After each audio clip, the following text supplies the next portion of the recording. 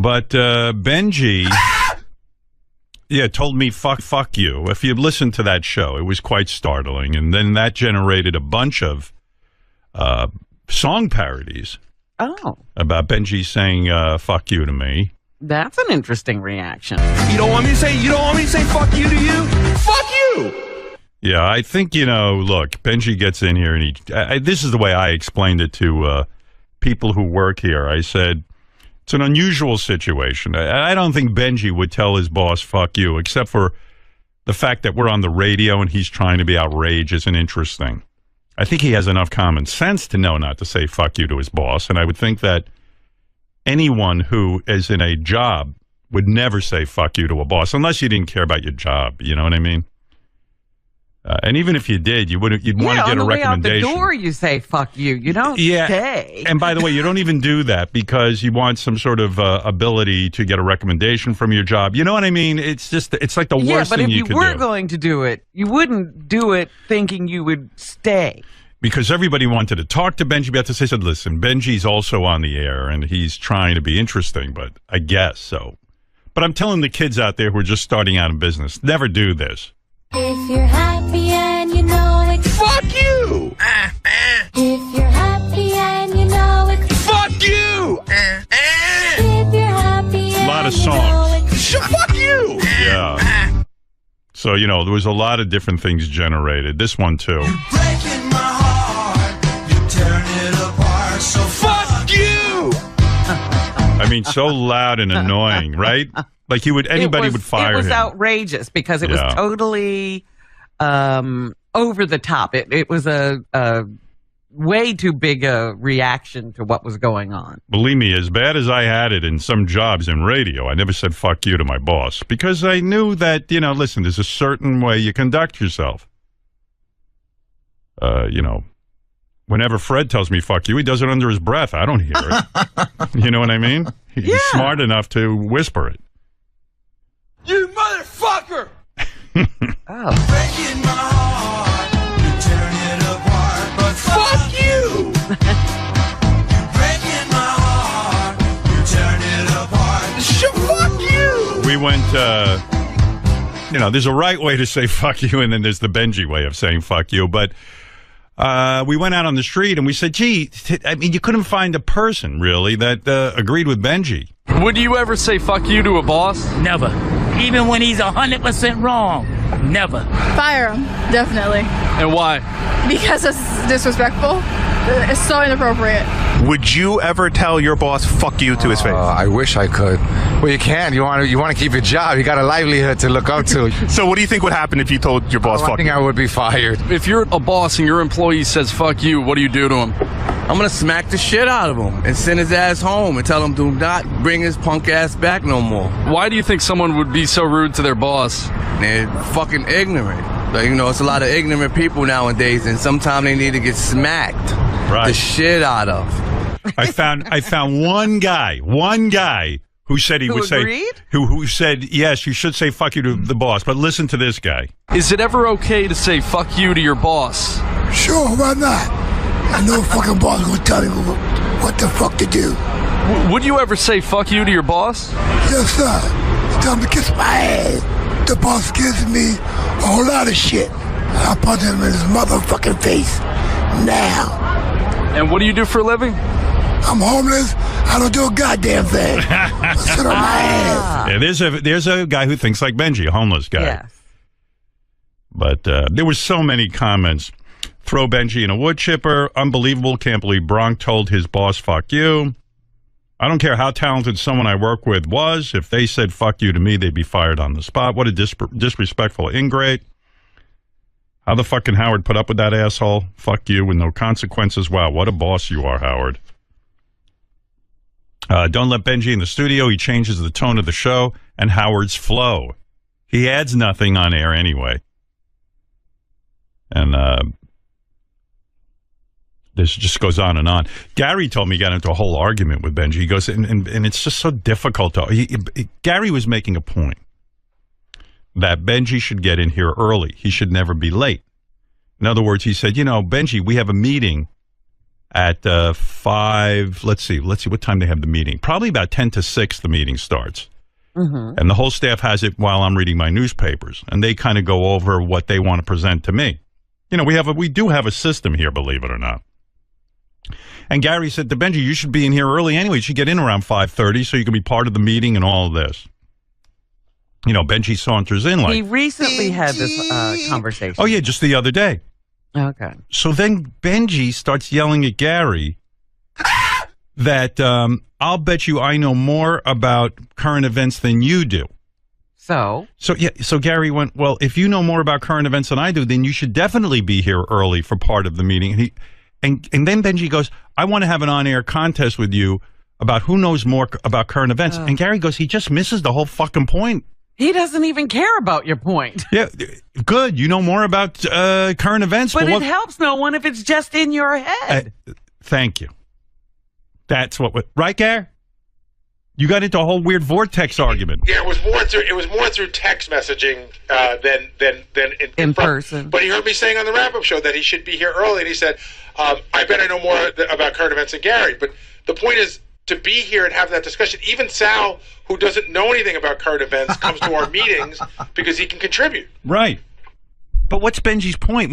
So he knows more about current events than you. What's that got to do with him being here early? I don't know, because I said in the air, he should be reading, you know, he should come in and read the papers with everybody and listen to all the news and then be part of the meeting. Yeah, I don't know I don't know how he gets into, like, let's have an on-air contest to see who knows more. I think it's a diversionary tactic. Yeah. He doesn't want to talk about the subject at hand. That's what Gary thinks, too. It's a deflection. Benjy! Hey, Eddie. Eddie in Michigan. Hi, you're on the air. Hey now, Howard. Hey now. I'm going to play devil's advocate with you, Howard, okay? Yeah. All right, I think Benjy should be back in the studio. Why? Okay, do you remember when it all went down when you kicked him out? Yes. You gave him your word that it was temporary. That's right, it is. Okay, Bobo has since lost his name and got it back before Benjy has even got a shot to maybe sit in for a week. That's right. To show you what he brings by being in studio. Wait a minute, that's not exactly true. He can come back as soon as I retire. He can have the whole studio. But do you remember a couple of weeks ago, Howard, you were softening up and you said, you know, maybe I'll let Benjy back in? Yeah. And the very day before that, he had been late. Yeah, that's right. Robin's right. I forget all this stuff. Robin keeps track. No, she's right, and I do agree that did happen, Howard, but that kind of seemed kind of fishy that you I'll tell you the truth. I tell you the truth, Eddie. I say a lot of things on the air that I don't really necessarily stick with. In other words, when I said, oh, Benjy can come back in the studio, at the time I was like, you know, just get him the fuck out of here. I was so angry I wanted to go on with the show. That's over with. Yeah, and then as time goes on, I go, you know what? I'm happier this way. I don't want to see Benjy sauntering late, or I don't want to have that aggravation where I go, I wonder if he'll be in on time today, or he'll aggravate me.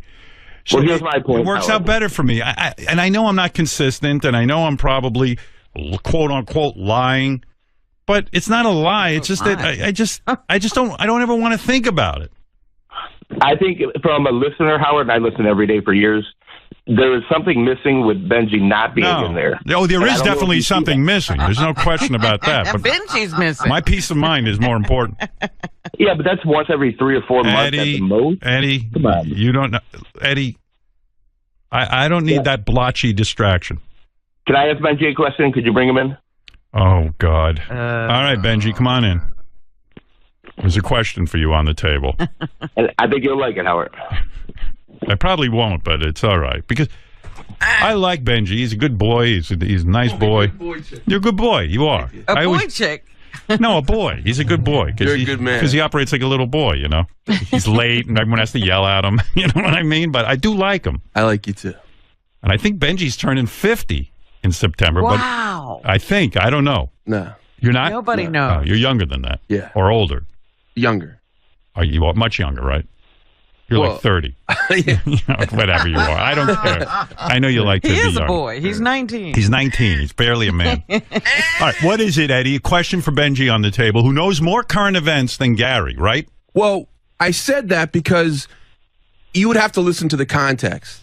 Yes. He was saying, like, I don't know the news or something like that. And I said, I bet I know more.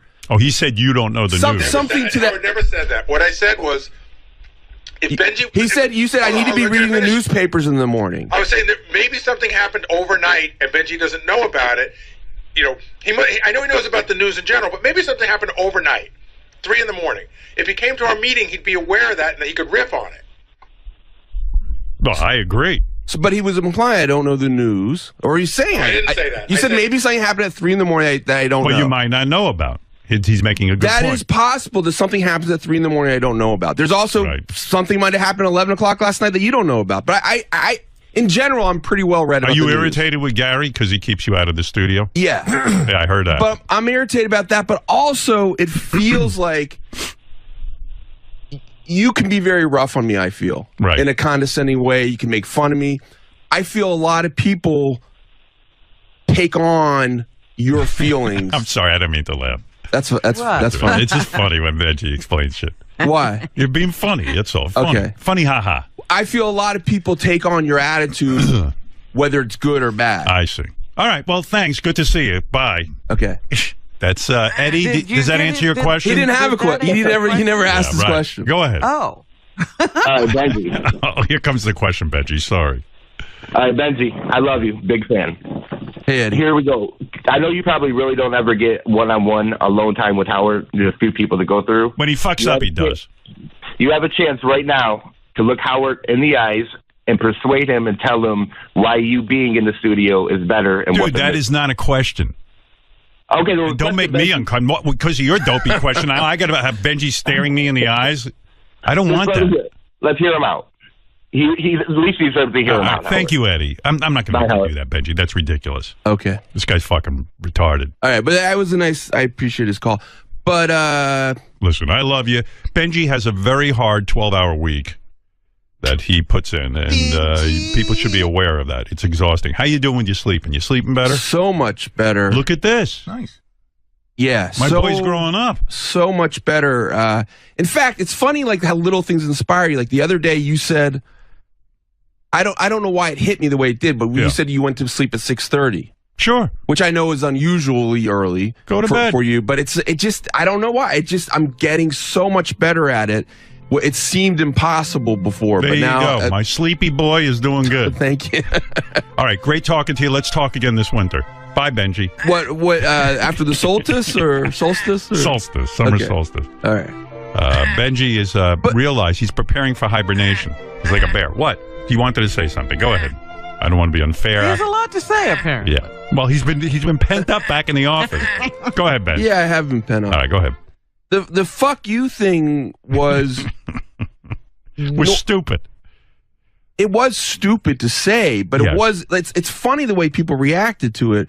Like you say such horrible things about me on a regular basis. Like if you rewound the show to any point, you talk about me, it's probably something really, really mean about me. Absolutely. Okay. Speak to you later. Bye. And normally I only have a chance to say 2 words. So the 2 words at that moment when you were saying, do not ask people for sleep tips. All right. I said, thanks. Fuck you. Okay. Bye. Why are you so mean to me? I'm not being mean. I'm saying, yeah, I agree with you. Bye. All right. I'm just busting your balls, Benjy. I love the kid. Do you like anything about being out of the studio? I bet you some aspects you like. You don't have Fred staring at you while you eat. And he is a lord. Well, it's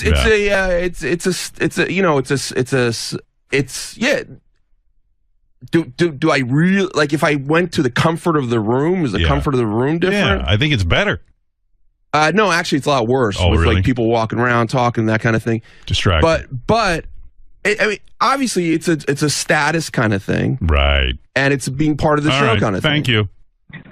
Yes, Doug.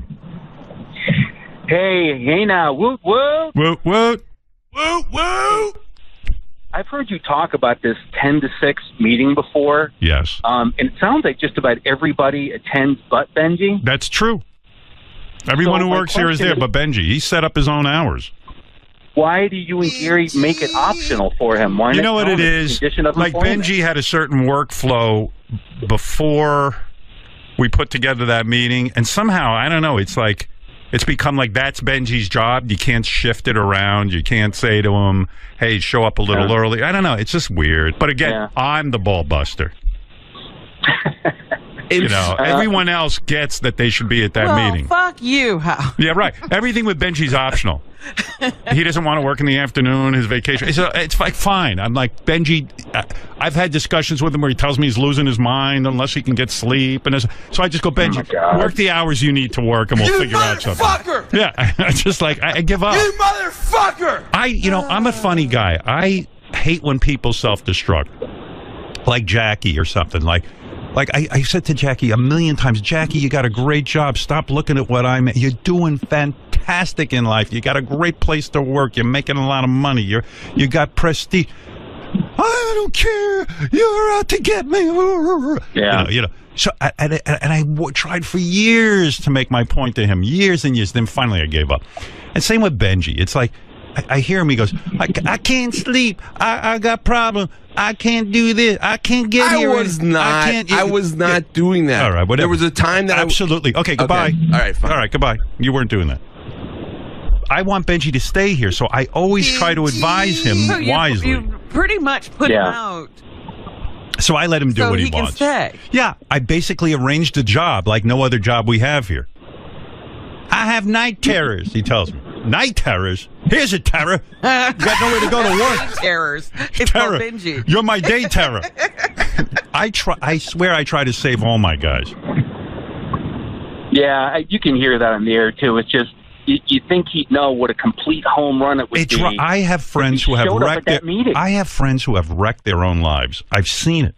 They go down this rabbit hole where they evaluate themselves on such a high level that they fuck their whole lives up. Yeah. I have friends who say to me, you made your move to Sirius, I'm making my big move. I go, are you fucking crazy? I go, people come to me for advice, and I tell them the truth. Jason, you want to yell at Benji? What's that all about? I'm mad. What are you mad about? How did Jason get in on this? What are you angry about? What am I angry about? I work in the office. Yeah, go ahead. I work full time. Yeah. I love this show. Right. Every day, it is an honor and no joke, an honor and a blessing to be in here, have FaceTime with you, be able to talk about what's going on in the world. Yes. And know how maybe I see things might make it to the air. That's or right. might help you make a better show. But by the way, you do a great job of that. Thanks. And it drives me crazy that Benji, who's been here a lot longer than I have, that has this carte blanche to kind of come and go as he pleases, which is fine. I'm trying to save him. I'm trying to save him. Which is fine. Right. But it just drives me crazy that he doesn't see this opportunity and take it and go, oh, I know a lot about current events. Let me show up a half hour early, which isn't early. It's on time. And by the way, that would make the show better. Absolutely. And ensure that his job would be here. And you know what the craziest thing is? It would probably get him more airtime. Of course. Because he'd be here and you go, Benji, get in here, explain how you saw X, Y, and Z. You hit it right on the head. But go try and tell him that. Did you hear what Jason said, Benji? Come in here and acknowledge that. Would he like to challenge him to a current events contest? You know what, Jason? Yeah, he's going to come in and challenge you. By the way, Jason's belly is full of wisdom. Now I know why he's heavy. It's not from eating. What do you think of what he said, Benji? Did you happen to catch it, or were you busy, or whatever? I heard it, yeah. I like what he said. I do, too. That's the kind of common sense I try to instill in you. Yes. You know, I tell you, Jason, you're as wise as you are obese.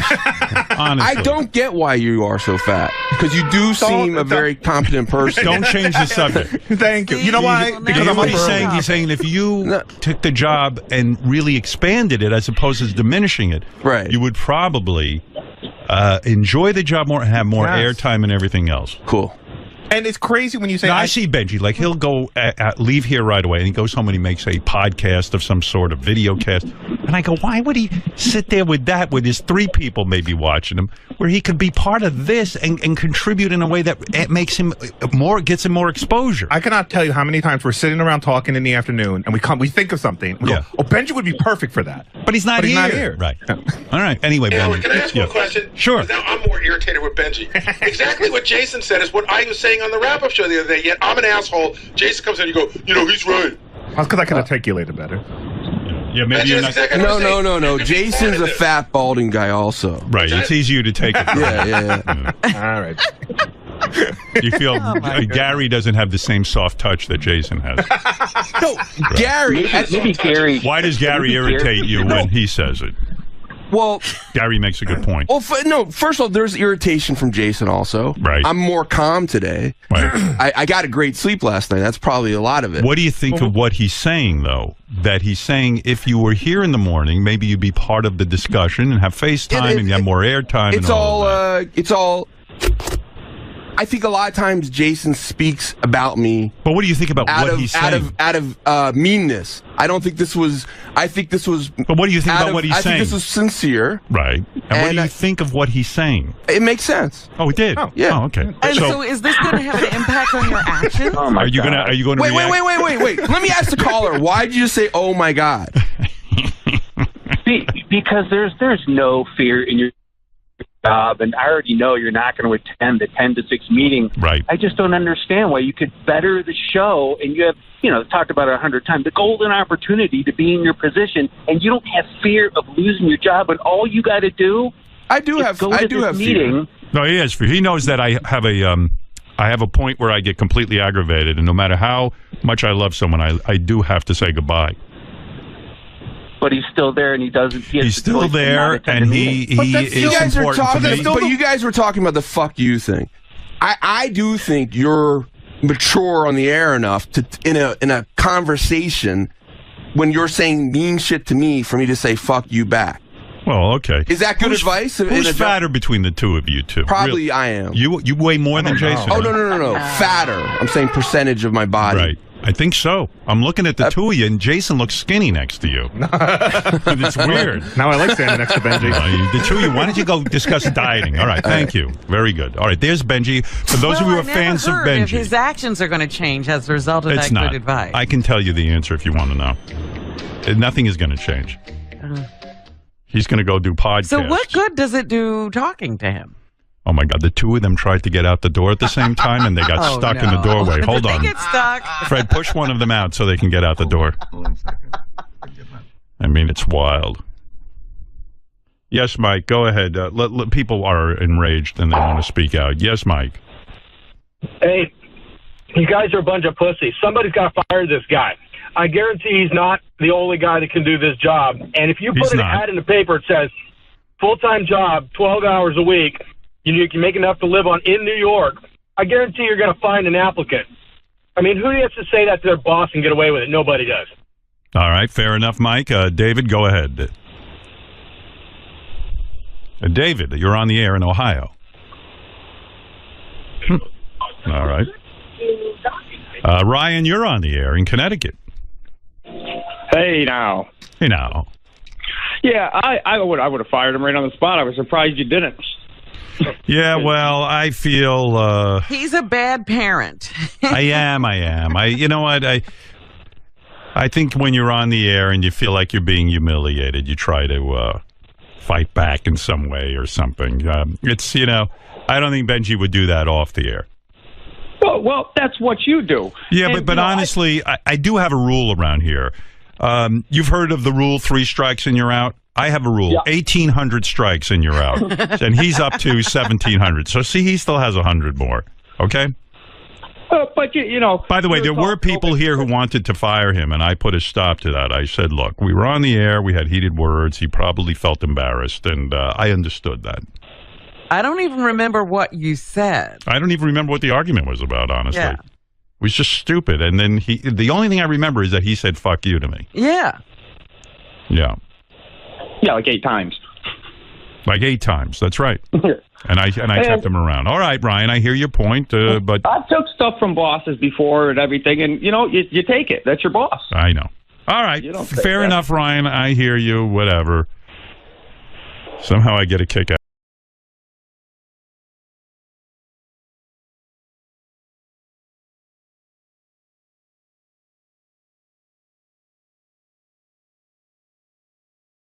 Well, you know what I was thinking? I was going to talk to them. I know, but I was going to talk to them, to the producers, and see if we could run a second show with some of the material that we couldn't use in the first. Because I think, you know what happened? You never know, Howard, even you, how good a guest is going to be and how forthcoming and generous. Right. And so we did go a little overboard, but you gave us such great material. We had I don't know about you, but I had so much fun talking to you. I had a fabulous time doing your show. And it was actually, I like the fact that It was fun, but it was also serious. You know, I think we had a serious conversation about a lot of different things. Well, it made me realize what a good interviewer you are, because people have said to me, gee, Howard, you do a good job, because people get relaxed and they start talking. You're the same way. And I think it's harder on TV when you have that whole audience. Right. I think the audience can get in the way. When you were a news person or on the Today Show, you didn't have that audience in your face. I think the audience is a mixed bag. I think for some people, they can get a lot of energy from the audience. I think you did this too, Howard. You sort of turn and you talk to the audience. You acknowledge that they're there. It's sort of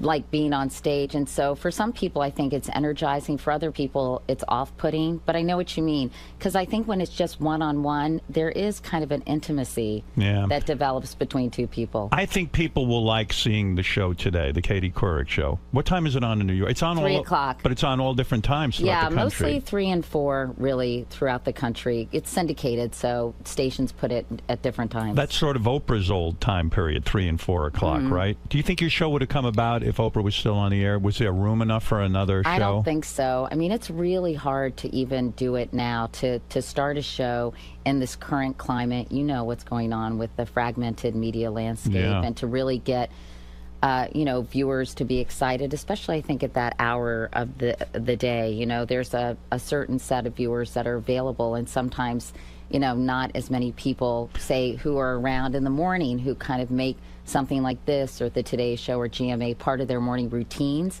It's a little harder, I think, for 3 or 4 in the afternoon even. Do you worry about the economics of your show? They got to pay you X amount of dollars, and to put on the show is expensive. Yeah. Could someone again make that kind of money like Oprah did, or is that a thing of the past? I don't know. You know, I think it's increasingly difficult to really get that kind of market share in the current climate. But, you know, that doesn't mean that, of course, you know, the listeners who listen to you, the viewers who watch me, you know, it's a wonderful platform. It's a great opportunity. Yeah, the show's fun to do. You know, I like it because there's so much variety. Last week I did a piece on the military, saluting the troops and talking about PTSD. You know, I really like, first of all, I love interviewing interesting people. For example, when we did the show. But I also like talking about important issues and topics, whether... Do you worry, though, if you do a show on post-traumatic stress syndrome, do you worry that the ratings will go down? Yeah, you know, I sort of... That's in the back of my mind, Howard, but honestly, I came to this wanting to tackle some important issues, wanting to hopefully illuminate some topics that don't get enough airtime in other venues. And so my feeling is, this is who I am, this is what I care about, this is what I'm curious about. But do you have people who come into your office every day and say, hey, Katie, it's great that you're into post-traumatic stress syndrome and you want to help people, but the ratings dropped by X amount of people? You know, they kind of say, it didn't do that well, but then I say, oh, well, that's You really okay. don't get affected by that? No, you know, I don't, because I think at this point in my career, Howard, I want to do quality stuff. And if people don't want to listen to the stuff that I'm interested in doing, you'll leave. That's okay, you know? It really is okay. So I want it to do well, but I don't feel this incredible pressure that, oh my God, I'll have to do anything to make you know, to get more viewers or to make whatever. What do you like better? You like doing hard? You see, I don't think many people realize that when you started out, and I think you've had a charmed life in a sense. Well, I'm talking in about some ways, maybe. career. Charmed in the sense that you got out of college where you were a Tri Delta, so was my wife, which I'm amazed, because and when I went to college, nobody even would want me in a fraternity. Like no one, there was no fraternity for me. And now you're married to a beautiful sorority girl. A Tri Delta, yes. But when you went to college, you get out and you start. I forget where you started working. Like right away, you had a job, a great job. I mean, no, not really. I was basically a desk assistant at ABC, Howard. I was making coffee, answering the phone. I had to bug the hell out of them to get them to hire me. I had to keep going, and you should hear how I kind of figured out how to get upstairs to talk to the bureau chief of ABC News in Washington. You didn't sleep with him at all? No. What happened was I applied for all these jobs. I didn't hear from anyone, so I said to my mom, can you drive me down to the ABC News Bureau in Washington? So we get in our Buick station wagon. You know, she drops me off. I go inside. I say to the security guard, can I go up and say hello to George Watson, who was then the deputy? He was the bureau chief, or Kevin Delaney was the deputy bureau chief. And they said, well, no, do you have an appointment? I said, no. And I said, well, can I call Davey Newman?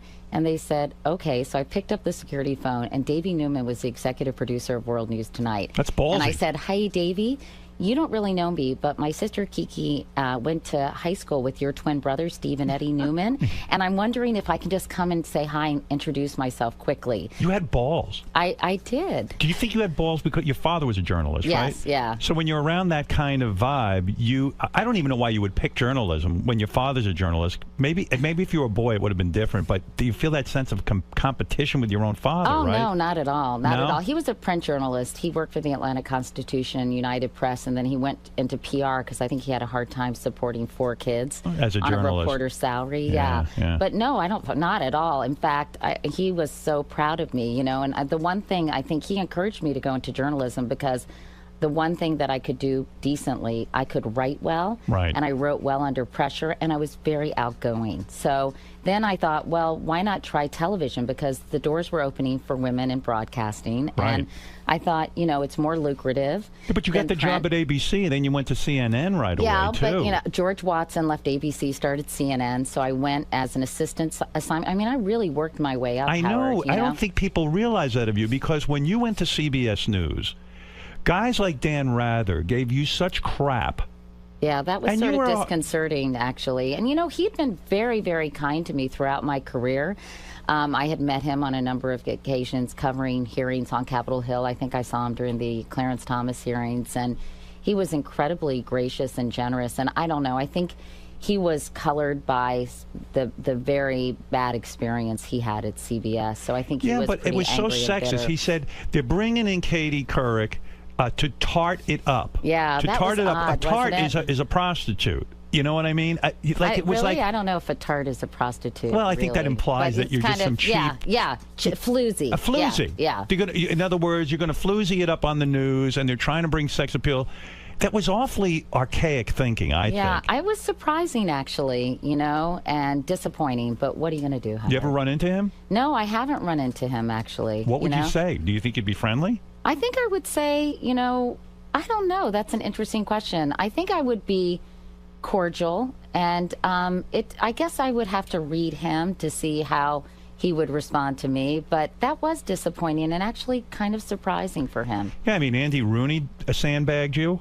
I feel. Well, I think, what happened is, I think because Les Moonves brought me in, right. And I think one of the things you have to have when you come to an organization is the support of the rank and file. And I think when there's a top-down thing that goes on, and I think CBS in particular is a very traditional network, and they are very, and to their credit, very loyal to people who work there. And I think I was viewed as an outsider who came in and hadn't worked my way up the CBS ladder. Whenever the president of the entertainment division brings in a news person, news people get completely pissed off for 2 reasons. Number one, the entertainment division is willing to pay people a lot of money to bring them in. And you came in at a high salary for a news person. Well, it's really what I was making at the Today Show. Right. Yeah. About $15 million. And so the news people go, oh, she's making $15 million and rah, rah, rah, rah, rah, rah, rah. And they undermine you. They do. They undermine you. I was shocked because when you did your interview with Sarah Palin, I thought more people would praise you. I think that was one of the single best interviews I've ever seen anywhere. Sarah Palin. When I watch that thing, and I've watched it probably 50 times, to me it's a lesson on how to interview someone. Well, actually that interview did get a lot of praise and support. I think that later when she talked about it publicly, it was more criticized. But initially when it aired, Howard, it got... I didn't get much criticism at all, even from Republicans. I think most people thought it was incredibly fair, and that I didn't sandbag her, that the questions were not gotcha questions. They were basically questions, in my mind, that required accumulated knowledge and an ability to be a critical thinker. When you prepared to interview Sarah Palin, did you go in with the attitude that this is not a bright woman? No, I went in with the attitude as that there was a lot that was not known about her, how she would govern, right. What her opinion was on certain policy issues, how she felt. I mean, she had just gone to the UN and met with all these world leaders. I wanted to know her take on foreign policy issues, on Iran, nuclear weapons. I mean, I really approached it as I would have approached any political candidate who was not that well known. I think she underestimated you. I think she thought, oh, she used to be from the Today Show. She's going to ask me some light, fluffy questions. No, that always bothers me because I think anybody who watched the Today Show when I was on it, and when Matt and I did so many serious, hard-hitting interviews, and with a whole variety of people, whether they were CEOs like Lee Iacocca or David Duke when he was running for office. Even when Matt first came to the show, you were the one who got all the serious interviews. That's true. Robin. Yeah, How are you? Nice to hear your voice, Robin. By the way, I do talk about Robin in my Katie Couric searing interview, the intense interview. Yes, he said the nicest things about you, Robin. My Robin, of course. But you're right. So that I think because the Today Show provides you with so much variety. So 1 minute you may be interviewing Ahmadinejad, and the next minute you may be doing a cooking segment or the hottest jeans for summer. You know, so I think as a result, people don't look at your body of work, so to speak, which always sounds so pretentious, in toto. You know, they kind of remember the fun moments when you're flying across the plaza dressed in a Peter Pan outfit, and they kind of dismiss the moments when you're doing serious interviews. So when you did the Sarah Palin interview, after you get done with something like that, do you know you have gold, or were you shocked by the reaction? I wasn't sure what the reaction was going to be because I think because the country is so polarized, I thought that people who did not like her, did not support her, would feel that even more strongly, that they would dislike her more. And I thought that people who supported her would basically blame me for the questions I asked and excuse anything that she did during the course of that interview. So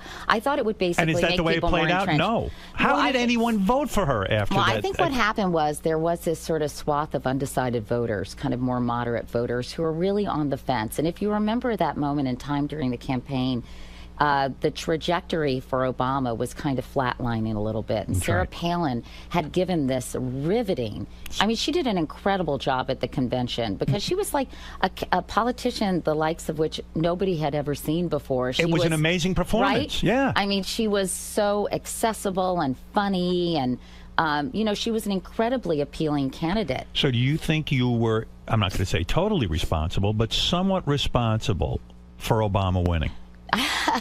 No, I mean, would. I would say that I think for this broad swath of undecided voters, I think they saw this interview, they thought, gee, this is the person who's going to be a heartbeat away from the presidency.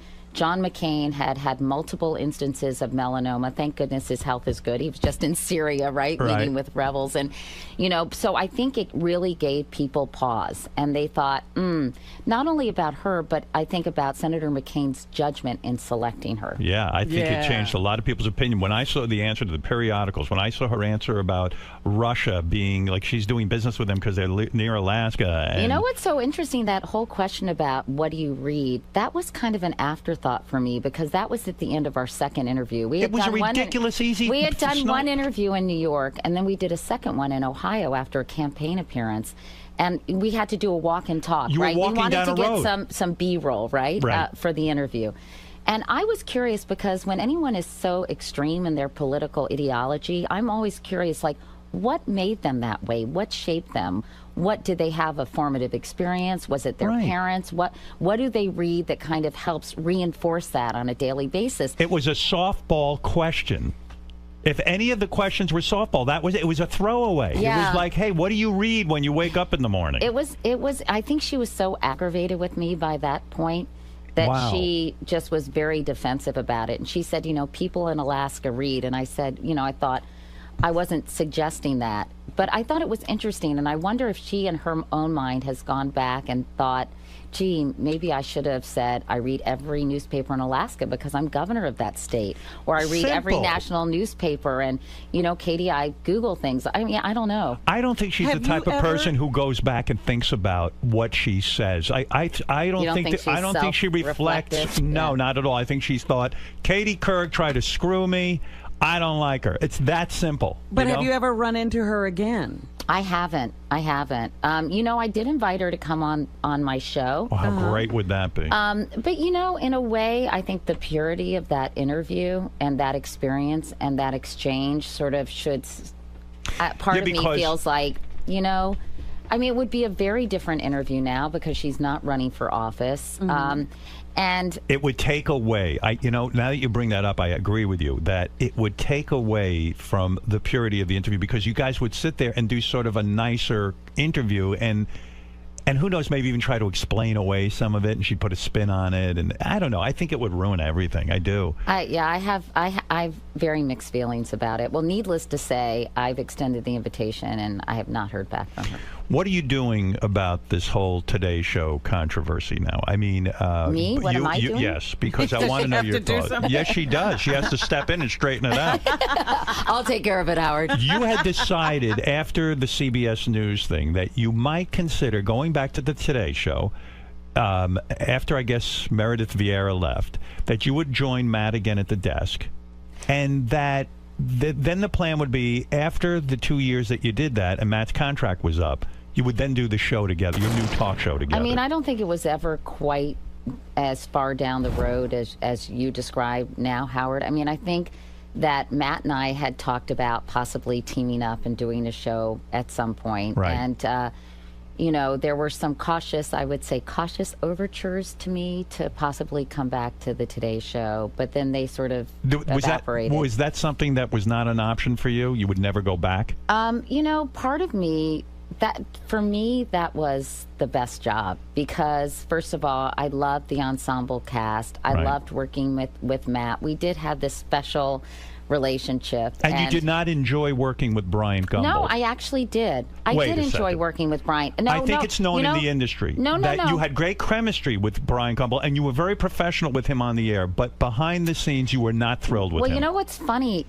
I feel very close to Brian now. I just saw him the other night, and I really like. Yeah, I mean, I wouldn't say we socialized. I mean, I actually would love to have lunch with him. We've talked about that. I saw him at a movie screening, and I love his wife, Hillary. Right. I think he's incredibly happy now. I think biggest mistake he ever made was leaving the Today Show, yes? Well, I think to everything there is a season, Howard. Yes, but still, you must have been, at the time that you were working there, you were not thrilled.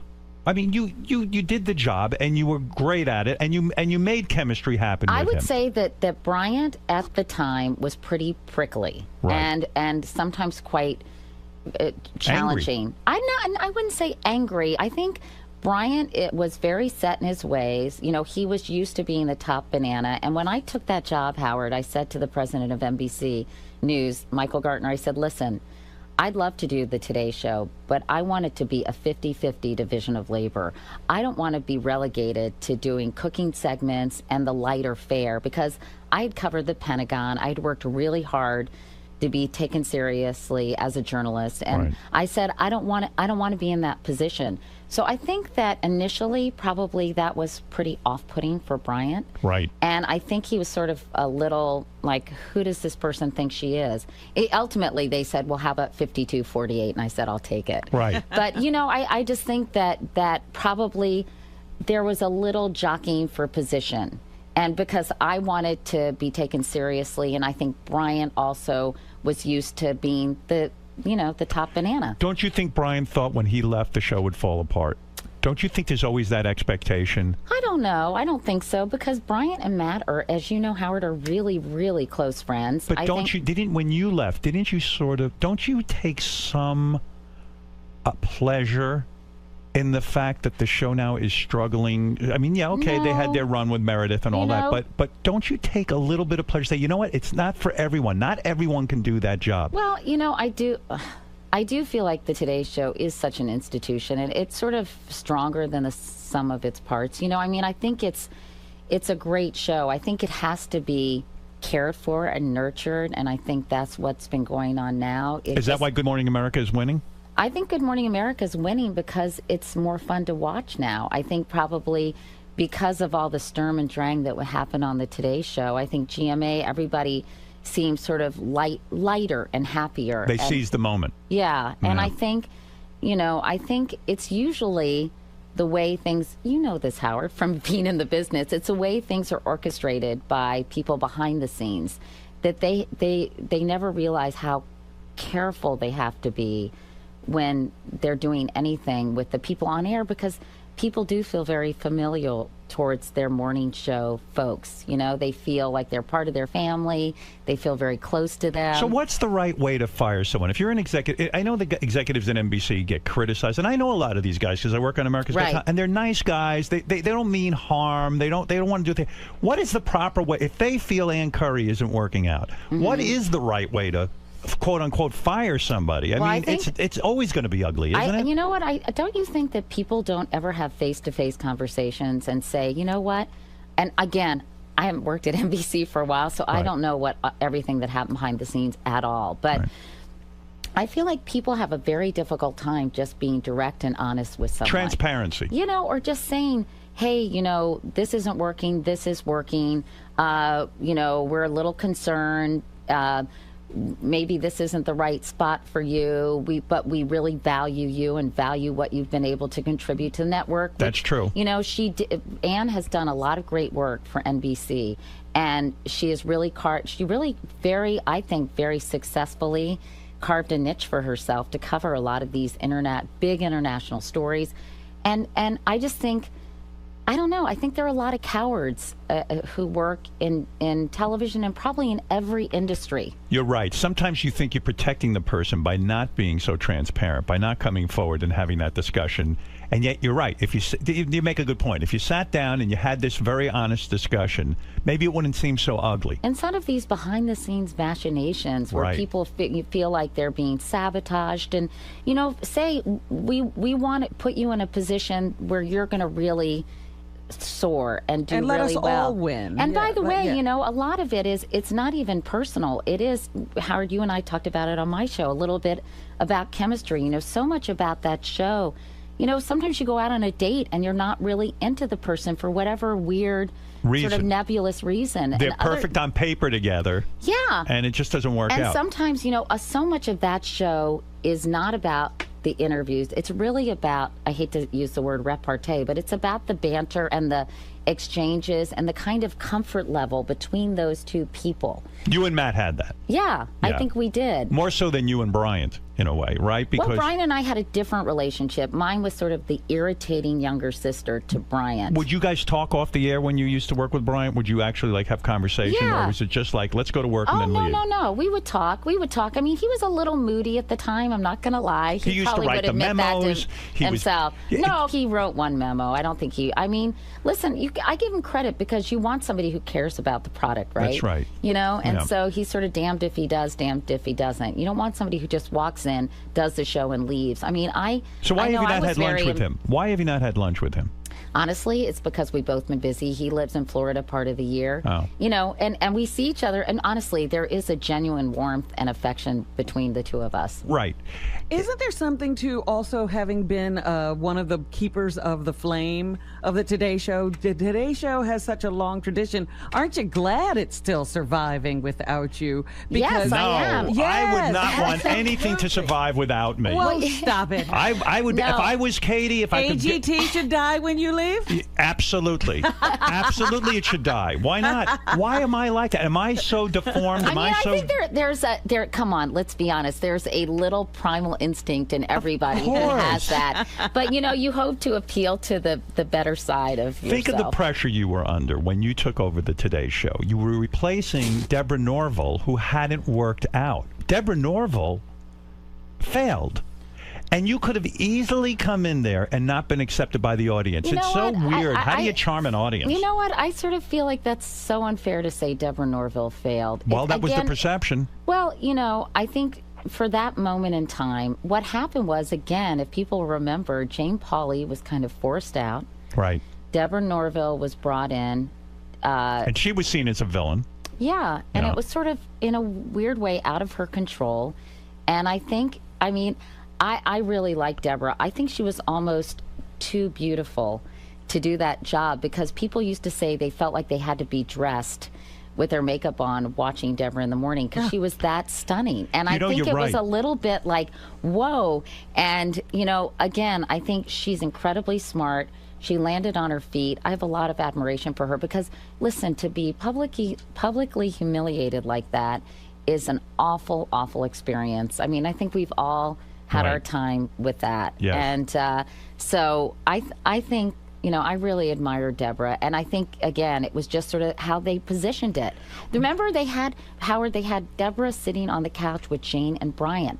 It Right. was like a guy with his wife and his girlfriend. Yeah. It was so wrong. Yeah, you can't stage it that way because, let's face it, women don't react well to that, and even men don't get too comfortable with that. But are you shocked today that, like, Fox News, for example, do you watch Fox News ever? Occasionally, yeah. Are you turned off to them because, in the same way that MSNBC has sort of their view or slant on the news, it's so obvious? You know, I think it's kind of interesting to see what everybody's saying about it, you know, a specific issue. So it's sort of interesting to see what Rachel Maddow is saying about something and what Bill O'Reilly is saying about something. You But know? aren't you shocked how every woman that I see on Fox News now has a very short skirt on, the big boobs, and I mean, it's almost like watching softcore porn, isn't it?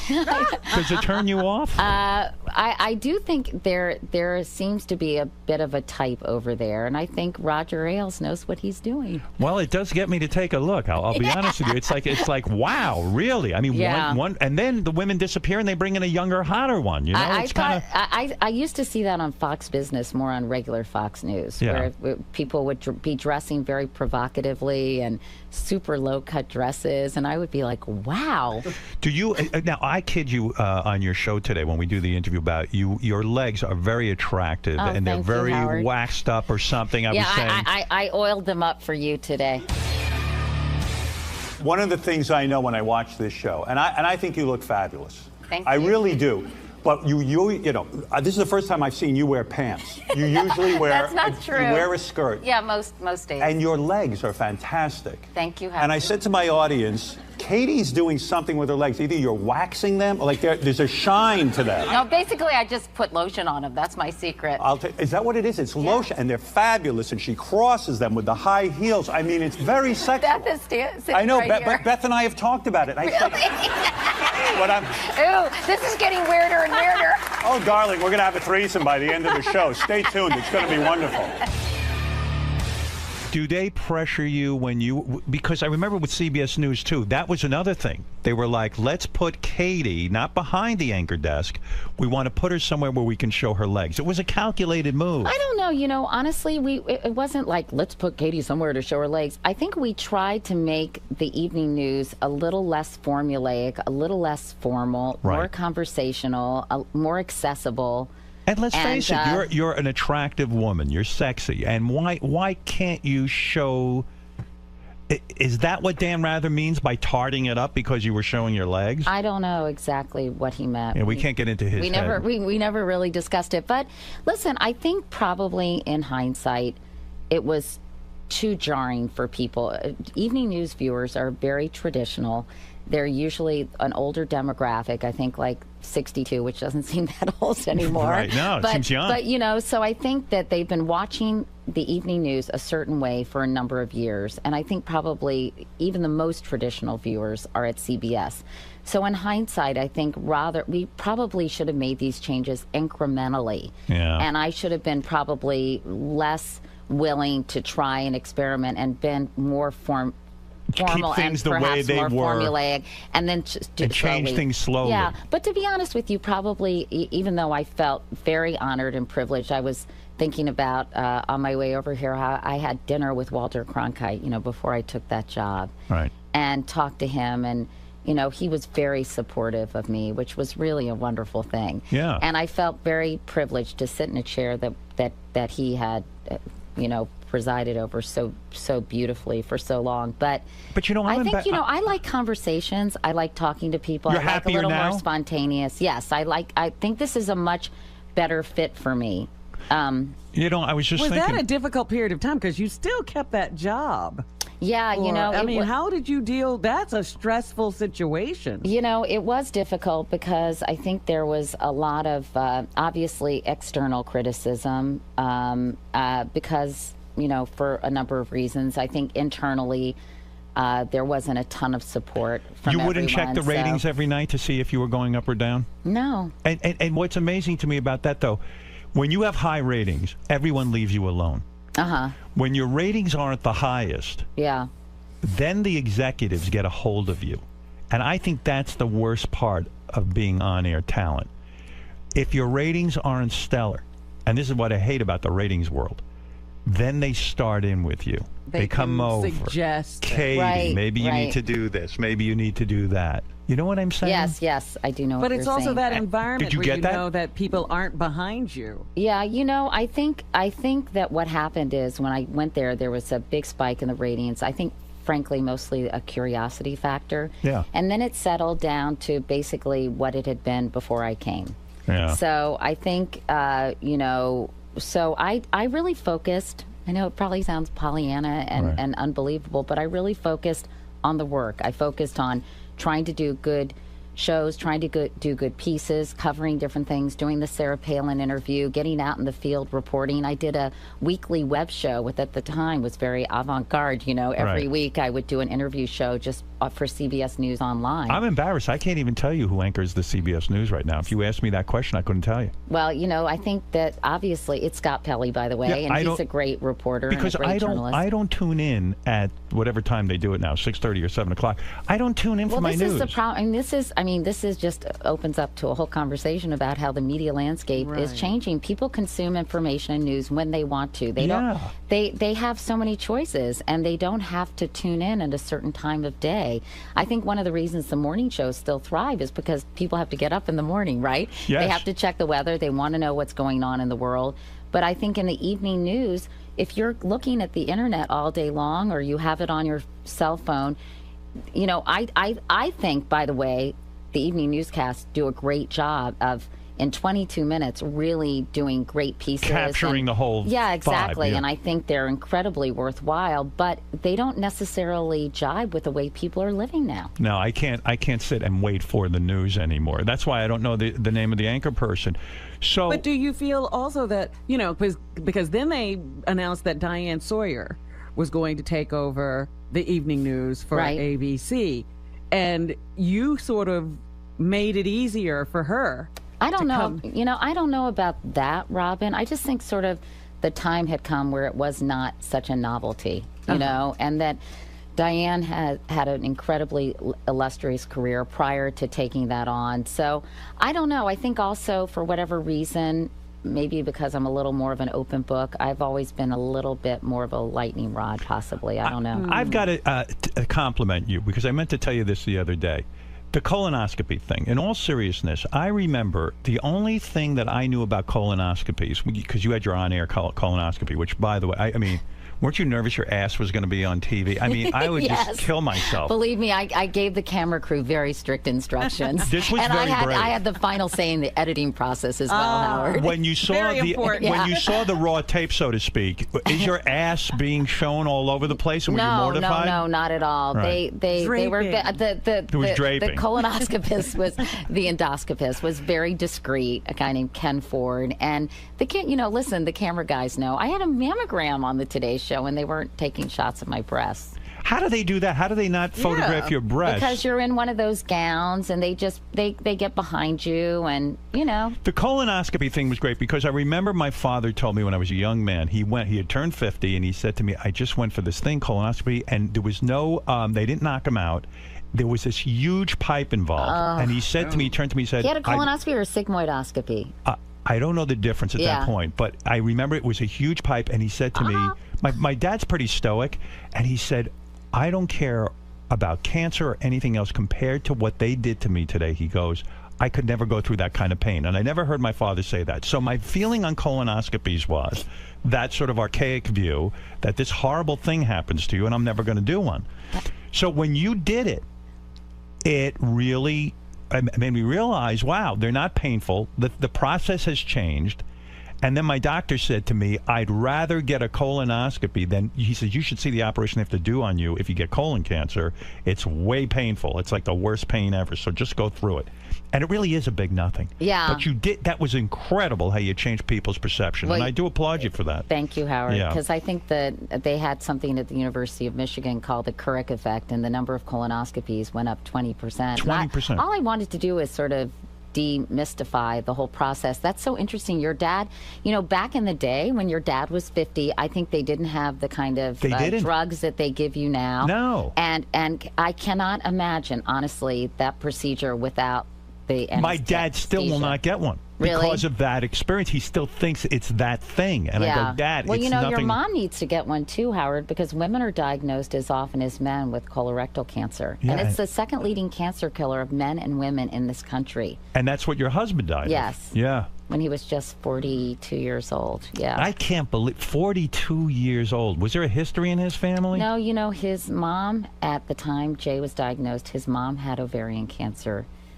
She ended up outliving Jay, and his grandmother had breast cancer, and there's a feeling that certain glandular cancers are hereditary. And, for example, if you have breast cancer, you have a higher risk of colorectal cancer. So I think that obviously there is some genetic predisposition. And did you have a sister you lost to cancer as well? An older sister who was a state senator, very accomplished woman. She was running for lieutenant governor with Mark Warner in Virginia, and everyone used to predict that she would be the first female governor of the state of Virginia. Wow. Incredibly impressive, wonderful, talented person. And she was, a couple years after Jay died, I got this phone call. This is like my bizarre, surreal life. I'm in the green room at the Tonight Show, and I had just done the Tonight Show, and the person who was the Today Show publicist said, your sister called. It's an emergency. You need to call her right away. Nobody wants that kind of call, right? So I called her, and I was so terrified it was my parents, because my mom and dad were older. And I got on the phone to Emily, and she said, don't worry, it's not mom or dad. I said, what's going on? She said, it's me. I have pancreatic cancer, and it's all over my liver. How old was she? She was 52 when she was diagnosed and 54 when she died. And you were close to her? Very, yeah. Oh. So there are 4 kids in my family. Emily was the oldest. My sister, Clara, I call her Kiki. She doesn't like that anymore. And then I have a brother, Johnny, and I'm the youngest of 4. So that was so devastating. It was so devastating, and very devastating for my parents, obviously for all of us, but for parents to lose a child, as anyone has experienced that. For my mom and dad, I think.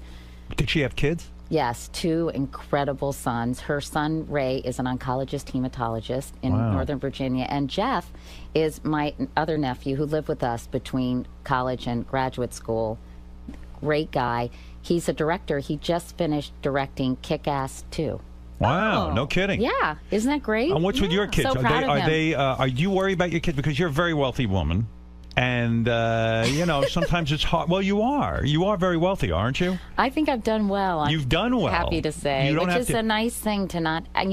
the one thing about doing well, it makes life easier, and it's one less thing to worry about. And I feel very blessed to not have to worry about that. Well, you've worked really hard. That's why when you started dating, by the way, that's a whole weird thing, too. You're an attractive woman. You're a young woman. You lose your husband. You got 2 young girls at home. Mm-hmm. When do you start dating? How long do you wait? I think it was like a year and a half. Did it feel weird? I remember the 1-year anniversary of Jay's death, and I was just in such a dark place and so depressed. And then I thought, I'm young, I have these 2 little girls. I really did imagine that I would be in a Carol Brady situation. Right, a merged family. A blended family, and it never really happened. Because you say you're sad that you never had more kids. Yeah, I think I would have liked that, but it just didn't work out that way for me. How the hell do you juggle your career when you've got 2 young kids at home and you're doing the kind of work you're doing? Well, I was very lucky because I was well compensated. I had a wonderful person, Lori Beth Meyer, who lived with us, who was like a second parent to my girls. So you could go off and cover a story and be gone for 2 days and you didn't worry? No, not at all. Yeah. And that's such a blessing to be able to have somebody like that in your life. And she was such a positive influence. I really credit her. I think my girls have turned out really well. They're great, nice people. Right. And I feel like Lori Beth had so much to do with that. And are you still in touch with her? Yeah. She lives in Boston. She got married and is living her own life which is as it should be. What would you call her, a nanny? Yeah, but I mean, to me, she was so much more than a nanny. I used to call her my wife. Right. But, you know, because she really was like a second parent. So I don't know, nanny just doesn't even seem to describe what role she played in our lives. Ah, so the kids must still be in touch with her and they must love her and the whole thing. Yeah. You know, it's funny, though, those situations, you know, people drift apart, and she's always going to hold an incredibly special place in our lives. I wish that we stayed in better touch with her, to be honest with you. But, you know, teenage girls, you know, Howard, you've got three. If you had three of them, you know, they're very involved in their own lives and get sort of caught up in that. You're lucky they call you, right? Yeah, right. Yeah, exactly. Before your husband died, did he, and maybe this is too personal, but did he make a tape or anything to talk to the girl? Like, that would be my first inclination. If I was diagnosed and I knew I was going, I would make a series of tapes maybe, because my biggest fear is that they would never know me or remember me. Yeah, you know, that's such an interesting question. I remember going with Jay. I think my parents were visiting, and, you know, I used to go to these screenings all the time because if I was interviewing someone on the Today Show, I'd really try to watch the movie, or, you know, it'd be hard to do the interview. Yeah. So I remember Michael Keaton. I don't know if you remember this movie called My Life. Oh, yes, yeah. where he made the videos. Oh, my God. And you went with Jay to that? Yeah, this was long before Jay was diagnosed. And that movie just devastated me. And I remember that he did do the tapes. And I think the last scene is Nicole Kidman watching one of the tapes with their child. Right.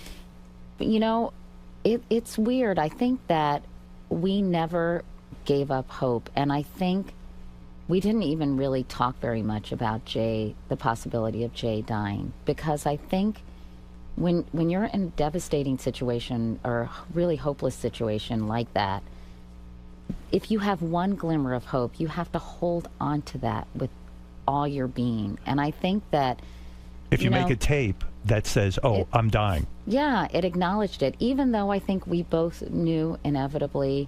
But every time, you know, something would happen, if he had lung mets or his vision was impaired because he had stuff going on in his brain, I would say, we're going to figure this out. We're going to take care of it. Don't worry. And I think if I had said, will you make a tape for our girls, you know, it would have just that would have devastated him. Terrible. And so, you know, he never did that. The only time I think we even acknowledged the possibility that he might die is we were at we had a house in Dutchess County in Millbrook, and I said, you know, I don't think I'm ever going to be able to come to this house if you're not here. Right. And he said, well, I just hope it'll be full of happy memories. Did you sell the house after he died? A couple years later. Yeah, I don't blame you. Because it was hard to go up there and without him, because that house was all him. You know, he loved it. He was a big Civil War enthusiast. Yeah, didn't he have like all the toy soldiers and the whole thing? And he was really into battles. Yeah, he did. He was a reenactor, Robin. I was like, what is your deal? And then I thought, he said, hey, I could be chasing women, drinking, and gambling. I said, I guess good point. Yeah, I'm faithful with my toys. If you think I'm going to follow you around wearing a hoop skirt and a snood, honey, you got another thing coming to you. Because they had all these camp followers. People get so into this. But I think what Jay liked about it, he loved history. He went to Washington and Lee. He became really interested in Robert E. Lee. And he was a very egalitarian guy. Did he have slaves? Did he own any slaves? No. He was a very egalitarian guy. No, he was a Confederate. Oh, my goodness. But I think he just like sort of battle strategy. And a lot of the reenactors, they came from all walks of life. So one guy could be a plumber, one guy could be a corporate lawyer, one guy could be a doctor. I mean, it was just such a... And I think Jay loved, listen, he had 2 daughters and me. I think he loved just the male bonding of it Did you marry young? How old were you when you married? I was 31. Oh, 31. So you had some time to play around. Yeah, because I had to run around trying to establish my career, and I wanted the flexibility of being able to move around. So you got to date before marriage. Oh, yeah. Right. So you kind of did it in a smart way. So it was like you got married at the right age. I mean, it was the right age for me. I remember going to, this is so kind of morbid, but I remember watching Cassie Mackin. Do you remember Cassie Mackin, Howard? She was a Capitol Hill correspondent for ABC News, and she was beautiful and accomplished. And I remember watching her pallbearers were like Teddy Kennedy and a cameraman named Rolf Tessum, and she had no husband or family. And I think right then and there, even though I was this sort of hardcore diehard career woman / feminist, I thought, I want that part of my life to be fulfilled too. And then and there I said, I want to ultimately get married and have a family. And so Jay was there at the at the right time, and I fell in love with him, and he was everything I ever wanted in someone. He had so much integrity and was such an incredible family man and such great values, but also wicked smart, just so interesting. I would be intimidated dating you because I think you might have this trouble with men because you are very, very smart. I'm not that smart, actually. No, you kind of are. And I would think that a lot of guys get intimidated, because you're, a good earner, and also you can be very quick. I've seen you do it. And you can really turn. Once in a while. No, I've seen you turn on people. Me. No, I mean you can really do it. Now that's why I never when I used to read about your dating after your husband was gone and came a time you started dating. The Larry King thing, never. Okay, Mrs. Larry King. It was. Oh no. That story has gotten so blown out of proportion. You know what? I think as I told Jimmy Kimmel, because I told that story on his show. Because after a while, you run out of things to talk about on these shows. I'm not very interesting, Howard. I think you're interesting. I basically said to him, I don't know how it came up, but I was in this period of my life. I think I was in my late 20s, early 30s, where I thought I'm going to go out with anyone who asks me, because everyone is sort of interesting in their own way, right? And you can learn from every experience.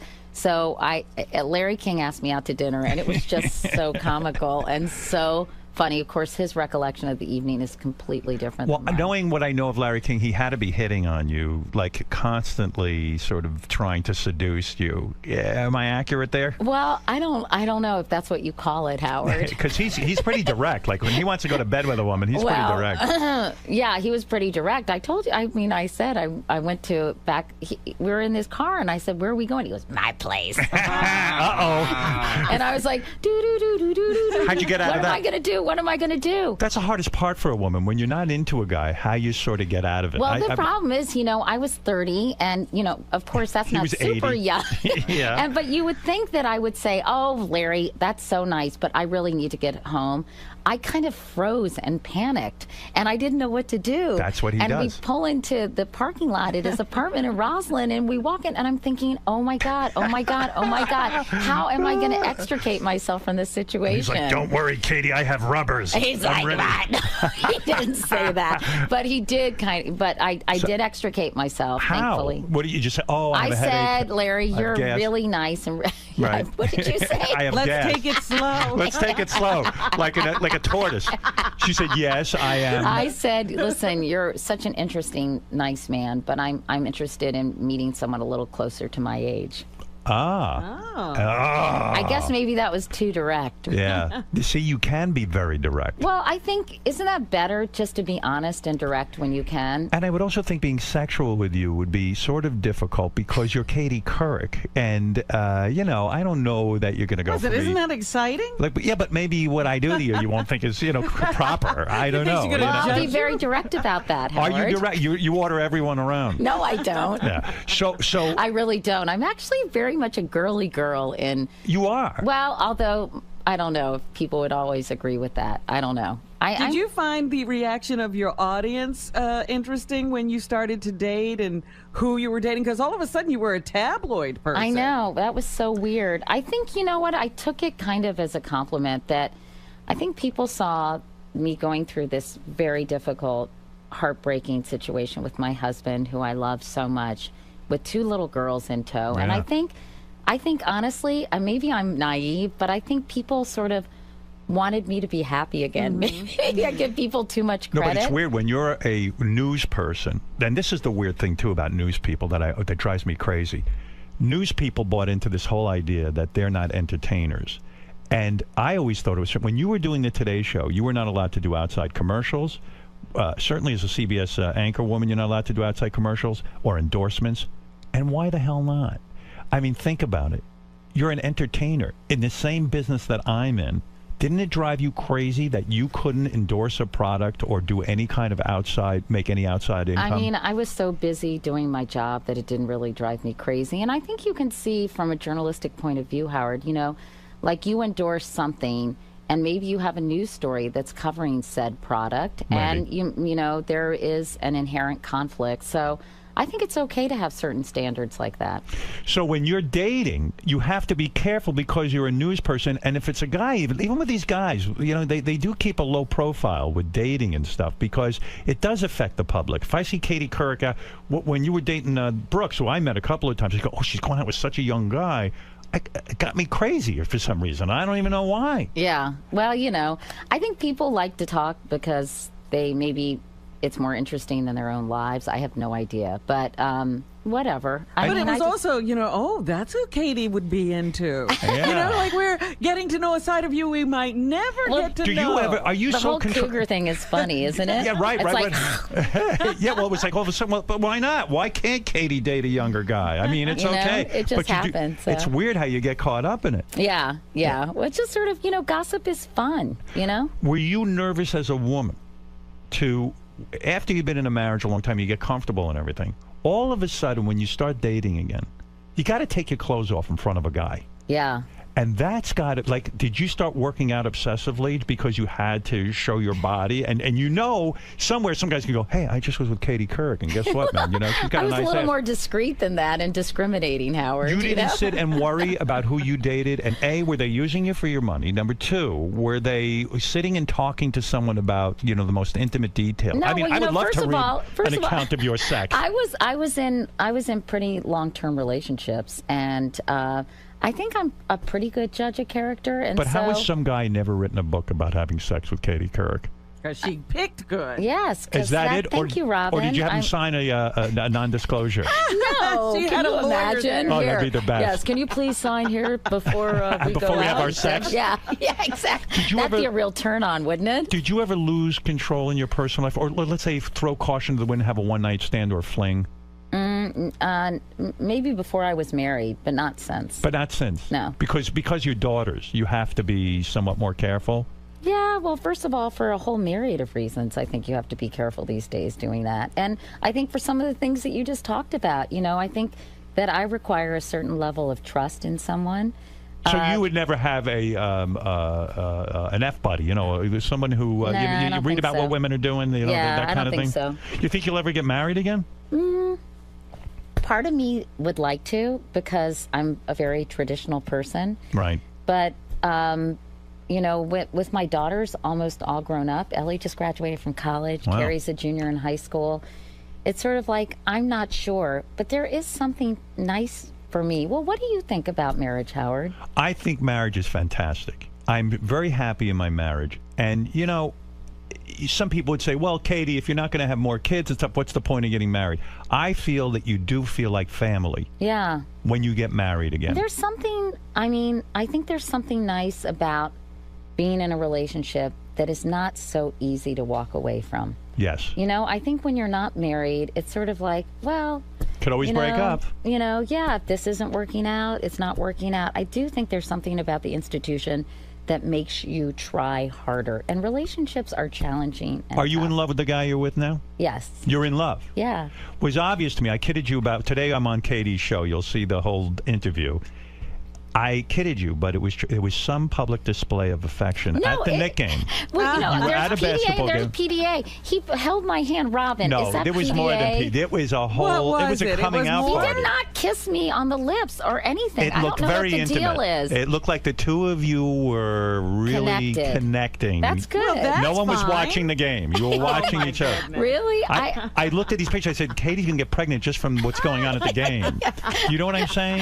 That train has left the station, Howard. Is that, but I know, but is that has it left? That's it? No more? No more period? That's it? I'm 56, Howard. It's amazing how good you look. Now, you're not doing any plastic surgery. No. You've never done the Botox? No. I have actually done a little bit of Botox. I've dabbled in Botox. Because after I taped your show. But I think too much of that makes you look very waxy and you don't have an expression. Right. Yeah. After I taped your show, my wife and I went home. I go, Katie looks too fucking good. Honestly, it's the lighting, Howard. Is it the lighting? Yes, that Because Howard was affected by the honestly, Well, I got to tell you, I was on magic lighting. It's not the lighting. I'll tell you why. I saw some clips of me on Katie, and she looks They great. didn't do your lighting and the my same way? my lighting, it ain't working for me. Whatever that That's not light true. is. You look great. They only too. gave Katie that No, lighting. you didn't. I look so bad. No, you didn't. That's why I hate doing He's these so hard interviews. on No, I'm a honestly, mess. you are so hard on yourself. Oh, if I just could have been a little bit good looking. A You know little what? bit. And Howard got mad, Robin, because I said I thought he was interesting looking, but I said that really as a compliment. I saw you vomit. Because I think, huh? I saw you turn your head and vomit after. No, I said, honestly. Yeah. And you know, when you get to know somebody, I mean, everyone has known someone who they thought was beautiful. Right. They get to know them and they become less and less attractive. That is true. And really, Howard, you're a very attractive man. No, but I see the kind of See, guys you can go grow, for. Howard. You got the chance of being No, more I don't. attractive. I see the kind of that guy Brooks, who I met a couple of times because we were at dinners and stuff. He was a very attractive, physically attractive guy. He was, yeah. I mean, he is. He still is. He's the He looks opposite good of still. me. Yeah. No, you stop it. You're Stop into with pretty this stuff. boys. The opposite of I'm not into pretty boys. You're not? I like I mean, listen, I've dated a lot of different kinds of guys. She and, dated Larry King. That's true. That's true. That's you know, just so you're I open-minded. do like attractive men, but I find attractive comes in all sorts of different packages. Yes, well, we'll leave it at that. Listen, Katie, you are Howard. something else. Katie Couric, America's sweetheart. I think that train's left the station. Too. I think there's a statute of limitations on that title. Well, I but- said that to Matt when I see him. I go, Matt, isn't it great? I'm so despised. And now you're going through the same thing. And look at Katie. She's not America's sweetheart. It's perfect. Who would have predicted? You kind of are, though. You really on the are. outs. And your new show is really good. I Thank do you. watch. I've been Thanks, watching Howard. it. Really? Yeah, Beth turned me on to it. And I started watching it. It's a very kind of fun, relaxed show. And I think it really shows off your talents really And she well. does delve into Yeah. different kinds of topics. That's one of the things that I do love about the show. Yes. Because, she'll spend a lot of time with something, you only know on the surface or something you need to know, but you've never, ever had any time to spend with. And by the way, Katie, I don't want to forget to say, you're Jewish. My mom is. Yes, Yeah, that she means is. you're Jewish. I know. My Why would boyfriend you- is, and he always says, You "Come really on." are Jewish. I mean, if Hitler came today, No one knew that. Yes, he would my say, mom is Jewish. if the mother is Jewish, the child is I know. Jewish. I am a member of the tribe, according You've to Why Hebrew did they- law. why did That's they- why Jewish But- men love me, because I look like a shiksa. Yeah. But they can tell their mother I'm a Jew. But you were raised a Presbyterian. I was. My Isn't dad that- was Presbyterian. And he was what? He said to your mother, I will not have this. I think, my mom, I think my mom was not super religious. Right. I grew up in She didn't Virginia. And I think, There were no temples.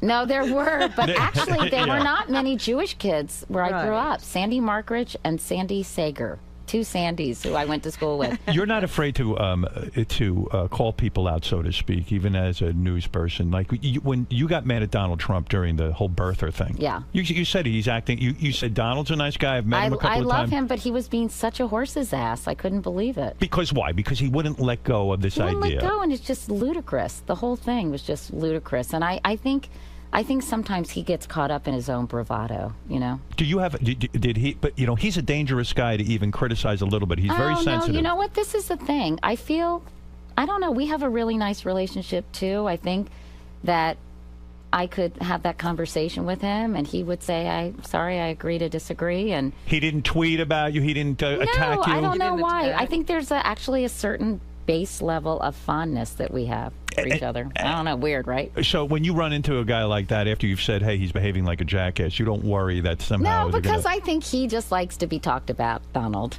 So you think he's not overly sensitive and will start No, attacking I mean, you? I think he knows I like him. I Right. think that we never even talked about it. I don't even know if he even knew I said that. If I want to be friends with Katie Couric, do I have to be a famous person? Are most of your friends famous? No, Do you most of have my famous? friends aren't. Who are your friends? My friends, gosh, I have a really close friend who I went to college with. And she's not jealous of you? No. You don't sense that from old friends who No. you try to go back? No, all my high school girlfriends, Howard, 5 of them are all coming to my house at the beach in July. Really? Yeah. Do you have any black friends or only white people are friends No, with you? I have black friends. I do. do? Yeah. Well, who are they? Who are your Brian black friends? Gumble. Brian Gumble. She's hardly friendly with him. Come on. You can't get too close. That's right. All right, listen, who knows? I want a list of your friends, and I want to know how many are black and how many are Puerto Rican. I would say I don't have that. Famous people kind of make me nervous, Howard. They do. I'm a little intimidated by famous people. I'm uncomfortable with them as well. Like when I went to that dinner party at the Scottos, I wanted to talk to Howard a little more, but I was a little afraid. And I thought you were standoffish. Really? Yeah. I wanted to talk to you, but I don't know. I was just nervous. Katie and I get were a little nervous. We were at a dinner party, and I remember thinking, gee, I'd love to have a conversation with Katie, but you're very bubbly at these parties. You are the life. You are a Tri-Delta. There's no doubt. And you're kind of flitting around, talking to everyone. And I didn't feel comfortable. I was too far away from you at the table to really talk to you, and I did want to talk to you, but I do get a little nervous, especially when I don't really know someone all that well. Right. And but next time I can sit next to you and we can blab away. When you date a guy, you would never have sex on the first date, would you? Mm-mm. Never. That's never happened. I would try to. No, that doesn't happen really. When Michael Jackson asked you, I don't know. I'm very old-fashioned, you guys. I know that about you. I like that. It turns me on. When Michael Jackson asked you out. Yeah. That was actually through Rabbi Shmuley. Shmuley Botiach. He became very close to Michael for a period of time. And I remember I got a producer on the Today Show said, Rabbi Shmuley wants to talk to you. I said, okay. Yeah. So he called me in my office at the Today Show, and I said, Rabbi Shmuley, how are you? And he said, Katie, I have a question for you. Are you seeing anyone? And I thought, this is so beyond creepy that Rabbi Shmuley is hitting on me. Yeah, I'm like, he Rabbi wants you. Shmuley, you have like 9 kids. What's going on here? He goes, I said, actually, I am, because I had a boyfriend at the time. Right. He said, oh, that's a shame, because when you left, I had actually said hello to Michael Jackson, who was in New York, because I was trying to get an interview with him. Michael said to me, that's the kind of girl I would like to go out with. And I said, what an insult. I said, oh, Rabbi Shmuley, that's very flattering, but I'm seeing someone. But will you tell him how flattered I am? What a nice compliment that is. How strange is that? Right? Oh, can you imagine? I mean, and just as a journalist. Mean? You're the kind of girl. I think, honestly. You're like, what do I look like, a guy? Not to be too psychoanalytical about it, but I think he was probably looking for a little normalcy, possibly. And maybe he saw me as kind of a normal person. Yeah, maybe that's it. I mean, Larry King got further with you than Michael Jackson. I do regret, though, I thought it was not that long after Jay had died. It was, probably a year and a half or 2 years, because I was dating someone at the time, and I do regret not having dinner with him. But I thought, can you imagine that scene? Yeah, that would have been insane. Bringing him home to the girls? No, but even just going out, having, as a journalist, breaking bread with Michael Jackson. As someone who wants to be interesting on talk shows, you should have had that as your main story. The yeah, date. But now I feel like it would be grossly exploited. Oh, it would be. But who cares? I still want to hear about it. So sad, right? So sad. Yeah. Fame is a dangerous thing, isn't it, Howard? Well, you can get carried away. And I look at people like Amanda Bynes and Lindsay Lohan, and it's hard enough to deal with it when you're fairly mature and you've had a pretty stable background. For all your neuroses, you have very loving parents, Howard. Yes, and also I think you're right. If you grow up without fame, and you're just a normal person who goes through the struggles of life, it's a lot different. You sort of get to know a little bit of who you are, yes. Right? At least. But can you imagine how rattling and unnerving and unsettling it is for these young women and young men too, right? But particularly for these young women, because I think it's very confusing. What are they valued for? Are they valued for their sex appeal totally? Are they valued for their talent? They're not valued because they're good people, right? Right. Yeah, it's a whole weird thing. Was it weird for you bringing guys home to meet your daughters? I mean, that's a whole other thing. I have very mixed feelings about it. I wanted them to know that because we're such a female-centric household, I wanted them to see that I had relationships with men. Right. Obviously, I wasn't bringing men home all the time and having them stay. I would only, once I was in a serious relationship that I thought could be potentially long-lasting. Were the kids critical of the guys you brought home? They were, my first boyfriend, not so much. It depended. I think Were they critical of Brooks because he was so young? I think my older daughter, no. My younger daughter, I think, felt threatened by that. And I think they saw men as taking time away from them, from my time with them, you know? Yeah. And so it was very hard to balance because I wanted to have a social life. I wanted to have relationships.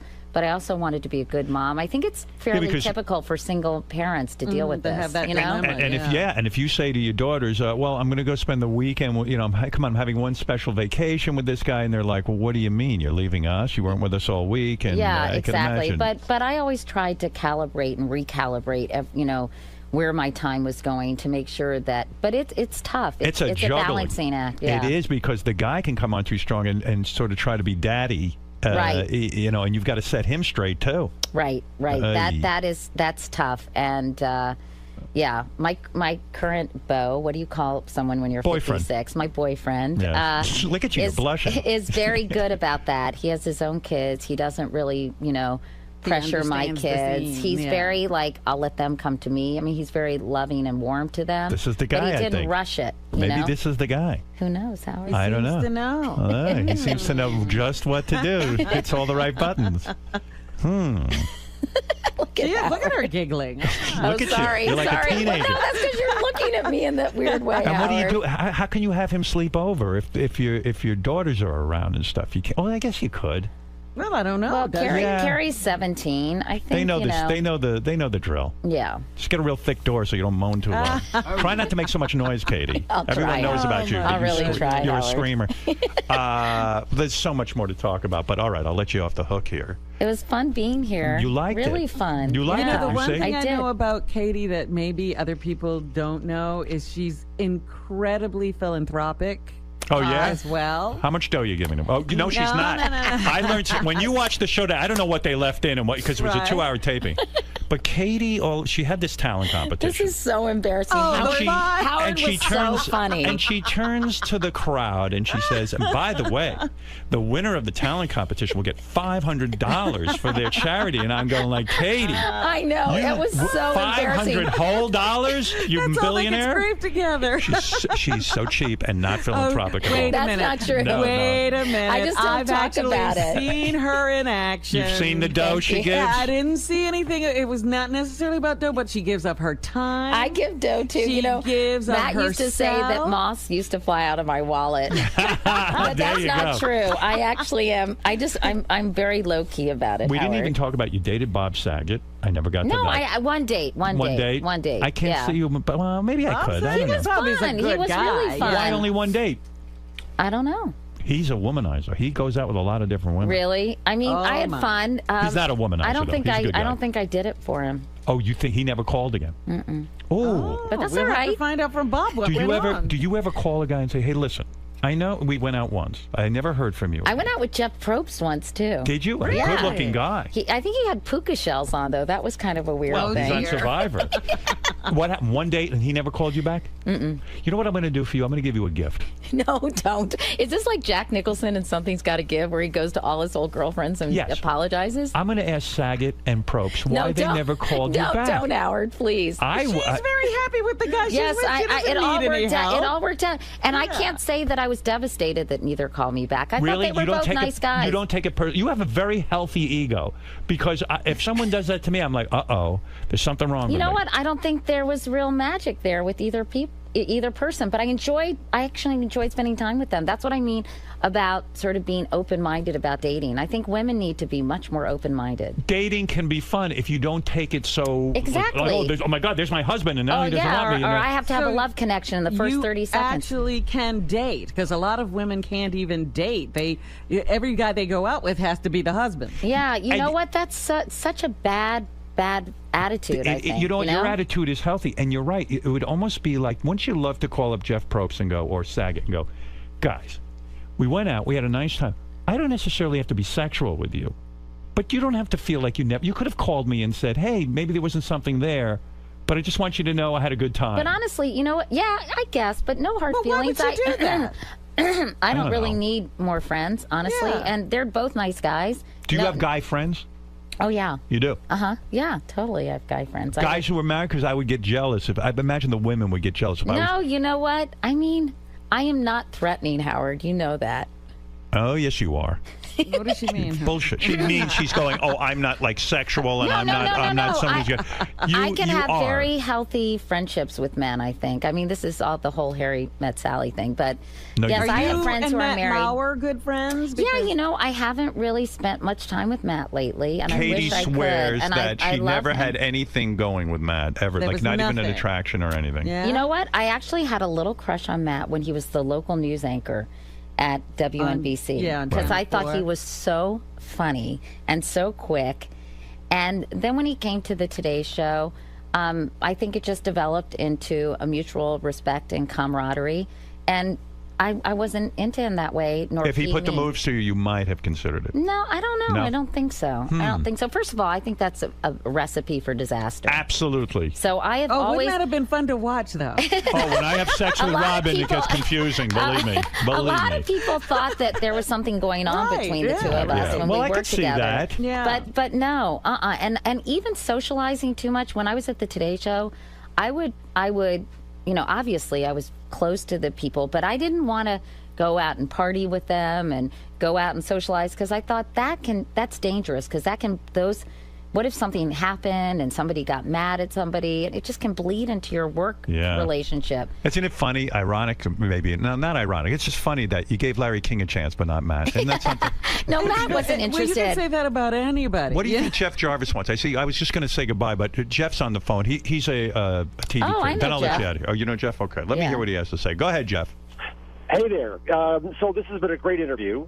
And Katie, you're a wonderful interviewer, and you have your own career, your own show now. I wanted to get your career advice for Howard. What do you mean? Howard lately has been he's always been great. We love him. But the most unbelievable interviews, spending an hour and a half with celebrities, getting things out of them nobody else would get out of them. My theory is that he's bucking to do an on-air TV solid 1 hour. You think these are auditions? Jeff, I had that opportunity. ABC came to me years ago and was going to give me the Barbara Walters franchise. I could have done 4 interviews an hour at prime time. A year or something. I told them that I wanted to be made part of the ABC News department, and the guy at the time who was in ABC News said, over my dead body. Because I thought it'd be funny if I wore the jacket and went, dan, dan, dan, dan. It would have been just so great. It would have been my triumph. So, Jeff, that's something I think I could. I'm not bucking for any. Oh, I know you could do it, but when Satellite ends, it's going to end. You've proven to the country that you're beloved on America's Got Talent. You're not scary to people anymore. You know, could you be America's sweetheart? You know, what is next? Is this a master plan? No, too many people don't like me. I am very polarizing. Oh, not anymore. No, Matt. I mean, He Matt. has no idea what it's like to be you. Huh? You have Matt on the brain. I do have Matt. Where is Matt? Jeff, believe me, I'm very polarizing. Oh, I know. Trust me. Yeah. Do you ever look at something like Q rating, Katie? You know Not what I mean really. by that? Honestly, I don't know. I guess I'm sort of the school of thought, what you don't know. But Q rating is your likability factor. Yeah. Yours has to be through the roof. I don't know. I don't think so. I mean, I think everyone's polarizing to a certain degree. I mean, I think some people like me, some people don't. Just go on Twitter if you want to see the people who don't like you, right, Howard? If you and I had ended up dating, it would have been the end of your career, right? That would have ruined your reputation I don't know. completely. Probably would have made me more interesting. A lot of edge there. Yeah. But right. Jeff, listen, I think the reason why Howard's such a successful interviewer is radio does provide this certain environment. Like if I had a camera on me and I thought everyone was looking at everything I was doing, you know, I think it would make me much less relaxed. And I think plus Howard is just fun to talk to and he's interested. What makes Howard so good? I think because he's genuinely interested in other people. It's not about me. He also likes to talk about things that, you know, that his questions are good. You know, sometimes questions that I get from people interviewing me, I don't know if you feel like this, Howard or Jeff, because you get interviewed a lot. They're so uninteresting and uncreative, and it's obvious that no thought went into them. That's why They're I feel so late predictable. night. That's why I feel late night television fails. If I had a late night television show, you are thinking about it. No, I'm not. If I had one, Jeff's onto something. I would not do pre-interviews because I'd rather just sort of go into it In fact, when I did your show, I didn't do a pre-interview, Right. and I like that aspect. Right. I think you came prepared. You had your sort of agenda, and I loved it. I loved going along with whatever. Yeah, you had. I think that's true. I think well, I think that sometimes in late night, not in all late night interviews, but they are quite orchestrated, right. and planned. And I think that does take a lot of the spontaneity, because I think oftentimes they're used as a platform for the host's humor. That's right. And so sometimes, because let's face it, people want to be entertained, they want to laugh, and I think it's not all that easy to be instantaneously funny if you haven't kind of thought about Well, things. that's true. It's harder in late night television because you've got 10 minutes with somebody. And you're always supposed to be but Right, and it almost demands that. It has to be funny. You're right. You're I thought that was interesting when you told me that, because I do think pre-interviews take some of the spontaneity. On the other hand, you do kind of want to know what areas you're going to mind, because not everyone is as interesting as you are. Oh, thank. Well, you did a great interview with Jane Fonda. I saw that. That was really good. She was really great. Good. All right, Jeff, I got to go. Bye, Jeff. Katie, Bye, today I'm looking forward to seeing the show that I'm on with you. I can't wait to see. Yeah. And the reason I'm looking forward to it is because we taped over 2 hours. Yeah. And I don't know how they're going to edit it. Do me a favor, if you don't use the full 2-hour show, let me have it to put it on Howard TV, because it was so much fun. I really would love to. I would love for people to see it. I want to I want to do a second hour, Howard. Yeah, or put it up on the internet somewhere. Yeah, we'll make use of it, because it was really fun to do, and hopefully it'll be fun to watch. What are you eating these days? Because you're looking good. What, are you a vegetarian? No, I'm a real carnivore. You are. Yeah. And what are you working out or something? I try to work out. Do I look like healthy? I'm trying to be. Will I ever see you in a bikini picture? Do you ever go to the beach? And I do go to the beach, and bikinis are a little scary on me. What do you wear? One piece? Yeah, usually. Once in a while, if I know that nobody's around, I'll wear a 2-piece. You will? Yeah. Well, I hope the paparazzi catch you. I'd like to see what's doing. Oh, God, no. No, you don't, Howard. Don't set them on that task. No, please. Yeah, please, Howard. Come when on, you make love, do you turn the lights out? Yeah. You do? Oh, yeah. You like mystery? Maybe a soft light in the back? I like candles. You do? Mm-hmm. I use the I have a Crestron, and I just put the screen on because I don't want Beth seeing too much of me. I hear you, but you don't want it to be totally pitch dark, right? No, not because I'm a visual guy. I like to see what's doing. I'd like to blindfold her and then let me see what's doing. All right, listen. All right, thanks, Howard. These are Howard Stern's fantasy. Yes. Oh, I have many. Listen, Katie. Yeah. Keep up the good work. Thank you, Howard. This was fun. Robin, so nice to talk to you. Same here. Thank you for coming in. No, it was really, really fun. And if you guys ever, you would never need anything from me, but no, I have a need from you. Okay, see me on. Why do you have such a dirty mind? See me on Katie today. And by the way, can I just say how adorable and wonderful your wife is? She is wonderful. Really? I'm very lucky. I really am. You are lucky. Yes. I hope you realize that every day. Every single day. And she's lucky too. Well, absolutely. I pray every day she'll lose her sight so she can be more in love with me. Stop it, Howard. See me on Katie Talk to your today. therapist about this. Oh, please. That poor man. My poor therapist is. When is he going to take an exit? Hey, you should have your therapist on the show, Howard. Oh, that's okay. Oh my God. That would be so interesting. He would never do it. That's right. He wouldn't. No, he's actually ethical, which is something new to me. I think that the only time that he's seeing a patient is when he sees Howard. He must be in therapy the rest of the time. Yeah, he goes to therapy after he sees me. See me on Katie today. Check your local listings for channel and airtime. I think you'll be into it. It's a lot of fun. For more information, go to katiecouric.com, which I was on, and there's a horrible, horrible video of me there. Oh, God, They froze Howard. this frame of me, and it's one of the worst things I've ever seen. But anyway. We'll go back and airbrush it. Bobo, you were there at the show. You enjoyed the taping. Yeah, how you doing there? I have to say, Katie, you're one hot cougar in those sexy leather pants. I really believe you were taken with Howard's presence, though. I saw a twinkle in your eye. We had fun, and there was chemistry. Thank you, Bobo. All right. See what Bobo's talking about. Katie, thank you Thanks, very Howard. much. Thanks, Robin. Take care. And we'll be back right after these words. So, Katie, this time you're on the other side of the interview. Yeah, it was really fun. I do really enjoy talking to Howard. And on the other side, I feel like we do just have very, relaxed, interesting, hopefully, conversations. And so it doesn't feel like we're playing a role like I'm on the hot seat or he's on the hot seat. It's just fun to talk to him. It's got a conversational vibe. Yeah, totally. And he was so nice. Everyone was preparing me to answer questions that were just like very, not my typical questions, like anal sex stuff. And I was so happy he didn't ask me that stuff because, first of all, I would have blushed, and second of all, I don't know, it would just been very uncomfortable for me. Absolutely. There's only so much you can offer. Yeah, exactly. You mentioned that Howard takes a genuine interest in the people he interviews, and that's what makes him so great at what he does. What do you think his legacy will be as a host, as an interviewer? I think, I think Howard is outrageous and says a lot of things that people want to say and can't say.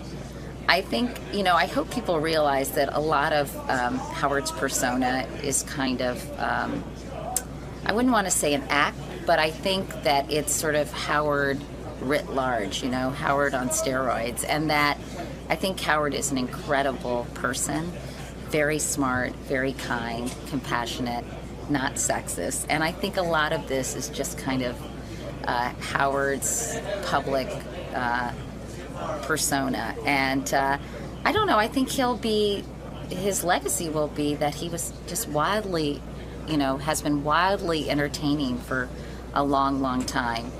And whatever it is about him, I don't know whether it's because he's so open about his neuroses, people just really love listening to him.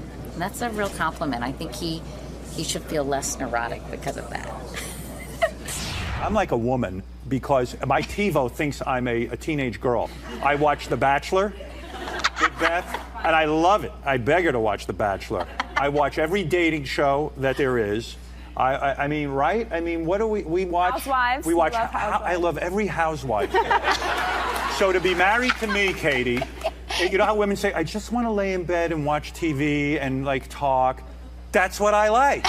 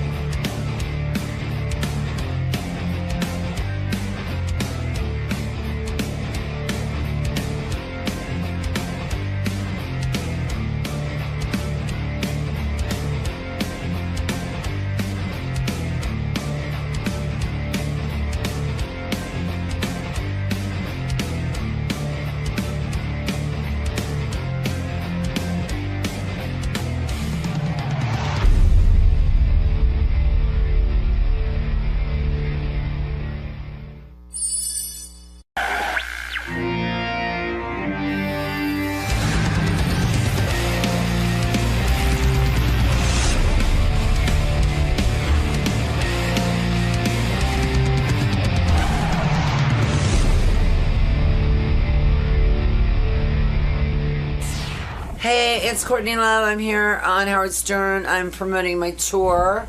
I'm just sort of here to, talk with Howard. He's sort of my psychiatrist, rabbi, messiah. Good luck. Thank you. So really quick, so I found these in my archive, so this is a Courtney Love concert from years ago. Yeah. And what happened was, so she's not wearing any underwear, but that's the funny part. The concert was really famous because she went into the crowd, everybody groped her. Right. And she came out, her famous line was, I want to know who stole my ring and who finger fucked me. So, okay, so there she is naked, right? She's got no fucking underwear on. Okay, so now she dives into the crowd. Okay. So now she's in the crowd. Now look, people are like groping her and everything. Right, her tits are out. Wait, hold on. But this is my favorite picture here. This is literally like Jesus on the cross. Yeah. Like guys are groping her, guys are, So I just thought that was interesting to see. What do you want to get into with her? Well, I really want to talk about what really is going on with her. She's been to a doctor. She's been diagnosed. She thinks she's normal, but things aren't going well. Is she still like in lawsuits and all that stuff? Well, there is something going on where her daughter now runs the Nirvana estate, but she sold off. Courtney had to sell off a quarter of her share of the. I didn't quite understand who owns it at this point. Francis owns it, or she owns it? That part I don't understand, but I do understand that when Courtney had it, she sold off a quarter of her ownership in the Nirvana catalog for about $50 million or something. Coming up! I know that that Grohl has always been like, oh my god, it was such a... They finally got to a place where they could sort of beat Nirvana again. Well, she went ahead and wrote a terrible thing where she said that Grohl is trying to fuck Courtney Bean and whatever. Francis. You got it, Howard! And then like Francis was even like, can you please ban my mother from Twitter? Yeah. Do you see? She sent the tweet out to Amanda Bynes that Amanda needs to get her shit together. And she told her she was ugly. All right, Courtney Love is here. I haven't talked to her in I don't know how many years, a long time. Her legendary band Hole, of course. She is the person in charge of the Nirvana thing. Let me see she's you. A member. Hey, baby, what do you say? Looking good. Thin and trim. Looking hot. How you doing, baby? Boy, it's been a long time. No, it's been 3 years. Is that right? That's a long time. Yeah, for you and me and Robin, it's a long time. What am I now? I'm like... You look good. 14th. This is my 4th, not including the crazy call-ins. Yeah, right. It's been but why have you taken a 3-year hiatus from us? Be honest. Why? Because that record flopped.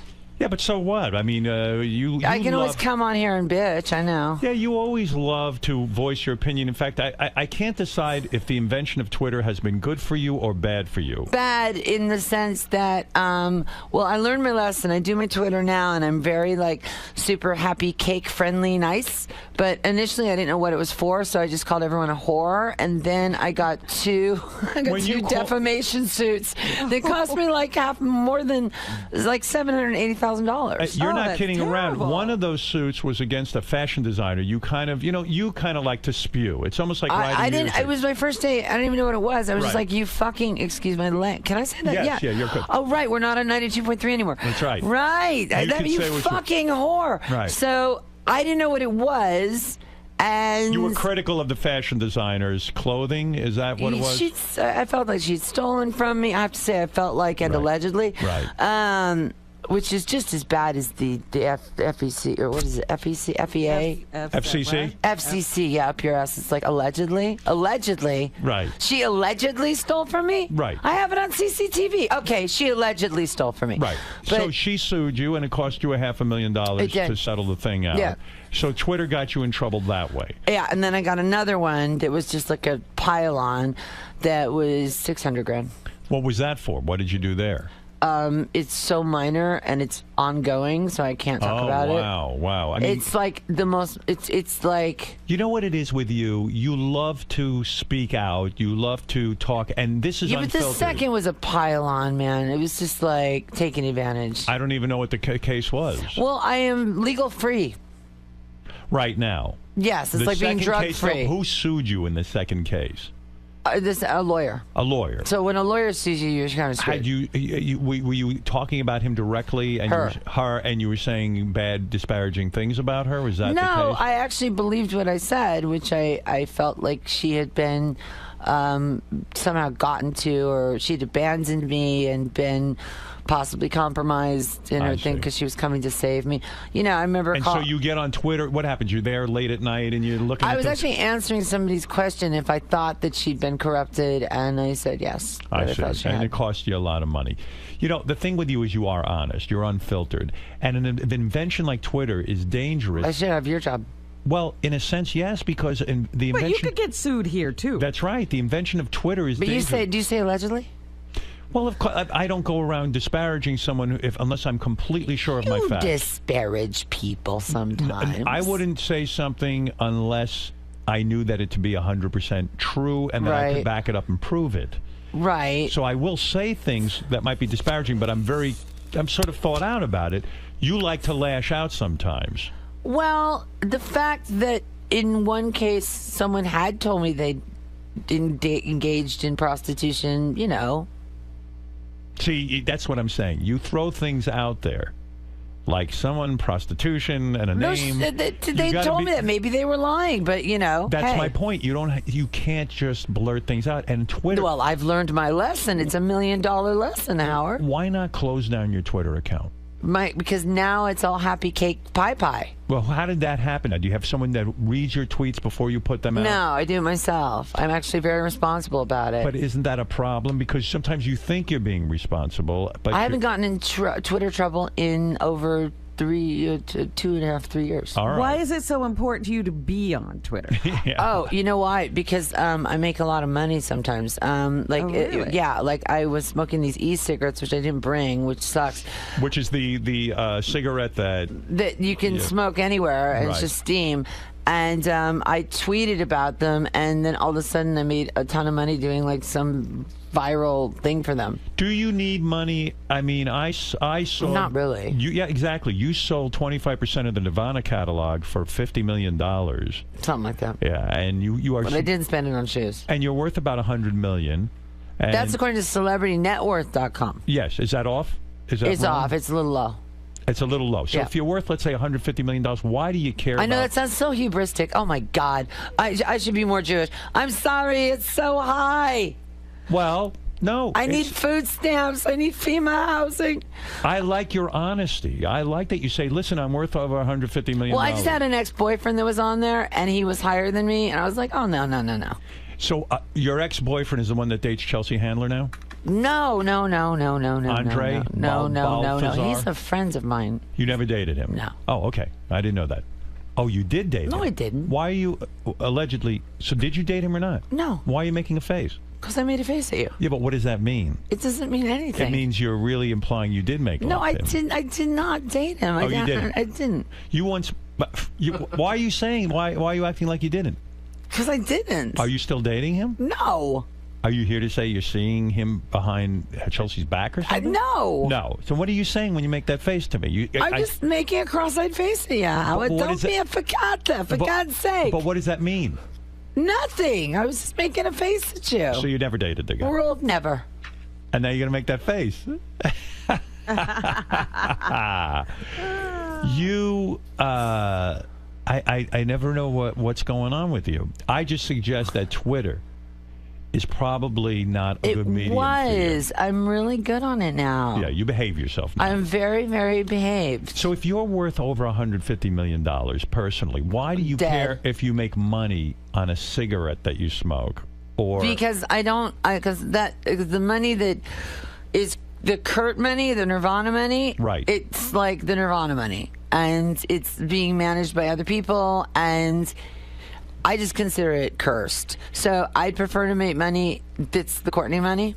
You've said that running the Nirvana business is cursed money. You've said it many times. I've said it to you probably first. Right, you did. And the reason it's cursed is that it's brought you tremendous wealth, but you think also aggravation. And I can't even figure out what's going on with this Nirvana money now. Yeah, I know. Let me ask you a couple of questions so I understand it. Okay. All right. You and those other two guys, Dave Grohl and that other guy. Yeah. The three of you own the Nirvana. They own one half. They own the Nirvana LLC, which is T-shirts. But they don't. Publishing was all Kurt's. He wrote everything. Right. So you own that, but then you gave over all of that to Frances Bean, your daughter. No. That's a lie. Frances has what Frances has, which What does is she about have? 40% of the Nirvana money. Of the publishing money. Of the publishing money. But then I sold 25%. Right. And I had a really, really lousy lawyer. I don't have to say his name, so I don't have to say alleged. He was a fuck, okay? Why?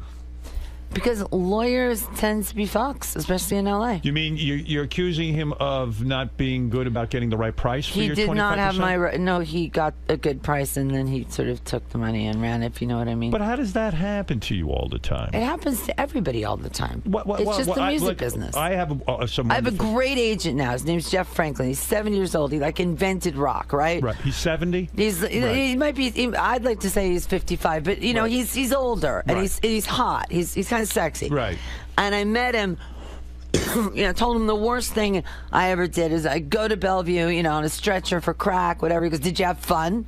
Which made me love him immediately, right? Right. And he said, "Listen, so and so, lady, poo poo, whatever, la la, whatever, some artist has 400 million. Right. She has 100 million. The guys take 300 million. That's just the business. Deal with it." Madonna too? I mean, Madonna. No, she watches her pennies. Well, shouldn't she? She's careful. Well, that's the smart way to be. Yeah, but it's a real, like Jay-Z, he's got a guy named John Manili. They don't give awards out for honesty in the business. They really don't. Well, but they should. If you know Jay-Z's guy's honest, why not use him? Because he works with Jay-Z. Oh, he doesn't work with anybody else. No. It's just a Jay-Z guy. Jay-Z is a full-time job. But Jay-Z sits there and looks over the bottom line, right? He's a businessman. Yeah. You've got to become a businesswoman a little bit. Well, I was thinking about going to like community college classes, like Duff McKagan did that. Right. He's an MBA now. Right. That's right. He's an MBA. Duff McKagan is an MBA now? I'm sorry. He's 2 credits shy of an MBA. I didn't know that. He woke up with a exploded pancreas and an abscess, after years of excess, and said, I'm done. I'm getting sober. Right. Thought he could, because he was in Guns N' Roses, get into a really fancy business school. Couldn't. Right. Started going to this community college. Was able to apply things immediately. Got sober. Right? And now runs this thing called Meridian Rock. He's a fucking hero in my eyes. Yeah, that's great. That's a lot of discipline. You get rewarded for like sleeping with, twins, their moms, and all in of a every sudden hole, change it up. And now you're running other rock stars' money. Yeah. And everyone knows Duff's not going to fuck with you. Duff was in a band called The Farts, for God's sake. Right. He's not going to screw with you. And why is he not going to screw with you? Because he's been in a band called The Farts. Just because he's Duff. He's punk rock. He's one of us. How could he screw with us? Well, I mean, you don't know that, but you assume that he's one of the good guys. Yeah, you would assume that he's one of the... Is that the way you see the world, that artists are the good people and the business people are the bad people? Kind of the truth, yeah. You think so? You think all business people are bad? No, I have this agent that I love now. He's the first agent I've had in a long time that I truly trust. Do you think maybe you... His name is Jeff Franklin. I want to get his name in there. Do you think you're attracted to bad people because then the drama continues sometimes? Like if you had a calm life, it wouldn't be as interesting? I think that when it comes to men and lawyers, I have terrible taste. I think when it comes to friends, I have the best taste ever. Are you seeing anyone now? You talk about your personal life. Do you have a man in your life? I don't talk about my personal life. No, I'm saying when you say men, it's been a disaster. Well, not lovers. Well, what are you referring to when you say men? Boyfriends. Exactly. Lovers. Our boyfriends. Not really. Not fuck buddies. Why has it gone bad? You certainly put out in bed. I have weird judgment calls, I guess. I don't know. But you even say... I'm very passionate. I get really into it. I know. And then I get really out of it. You even say sexually you're fantastic because you try harder than these pretty girls, right? I think there was a quote somewhere. Yeah, you said that. So You said you'll blow a guy, you'll let him do anal, you'll let him do it all. Aw, Howard, not on the first date. No, I'm saying you wait to the second date, obviously. You're a lady. When he can, just chill out for the lube. No, but there's a lot to be said for that. In a way, that you try harder and you care in bed and you're into it and you're into making love, and that's a beautiful thing. I don't know what goes wrong. You would like to be married again and in a deep relationship, right? I don't think I want to get married again. No. Do you think a guy could put up with you? You're such a strong force. You're such a personality. I am such a pussy. Are you a pussy? Kinda. A pushover. Bit of. How did you end up doing LSD when you were 3 years old? 4. How did that happen? My father gave it to me. Do you think that you were parented so poorly that the hardest thing in life for you to do was to be a parent because you didn't have any good life lessons in that? Well, I'm really good with my daughter right now. I heard. Really good. But you won't see each other, you only tweet each other. No, we email too. And we phone call. Is that it's getting more intimate. Yeah, we're phoning. We're emailing. How painful is that? What? It's not painful. It's great. Is it though? Like, don't you want to? It was painful when she was gone. That was like not having a limb. Why do you think she doesn't want to see you though? I haven't been in L.A. So you don't go to L.A. at all? I went, and then she was doing something. She was in Chicago or something. So we missed each other. We were going to see each other. When's the last time you saw her? I haven't seen her for 3 years. Oh my God. Yeah. That's got to kill you. It doesn't kill me when I talk to her though. Yeah, I guess as long as you're talking. I mean, it was so extreme. It was like restraining order, and what the hell went down? I never even talked to you. She doesn't really know what went down. She was surrounded by, how does a 20-year-old need 3 assistants and 4 law firms and 2 accountants? She's got a lot of money. Yeah. Have you met her fiance? I've talked to him on the phone. He seems really, really nice. Is there any plan to get together? Like, you could say to them... Did I just burp really loud? Yes. Yeah, fuck you. Courtney, you could send them a ticket and have them come to New York and see you, right? Yeah. I mean, we're going... we just started talking on the phone about 2 months ago, and, I don't want to get too into her private stuff, but, she's really private. Right. And she doesn't want to be a performer? No, she got offered this modeling job. I mean, major prestige modeling stuff and major prestige movies. And when she was 13, she was offered Twilight. She was offered Bella in Twilight. Is that right? That's a true story. How does that happen? Did she audition for it? No. Someone just saw a picture of her in a magazine and sent me this script for Twilight. She was like, that's a sexist Mormon piece of shit, which is good. Right. Because I called the most powerful agent in Hollywood whose daughter is friends with her. That's Right. how I know him. I don't know him as like a shark guy. Right. I only know him as a nice guy. He's not my agent, so I don't know that side of him.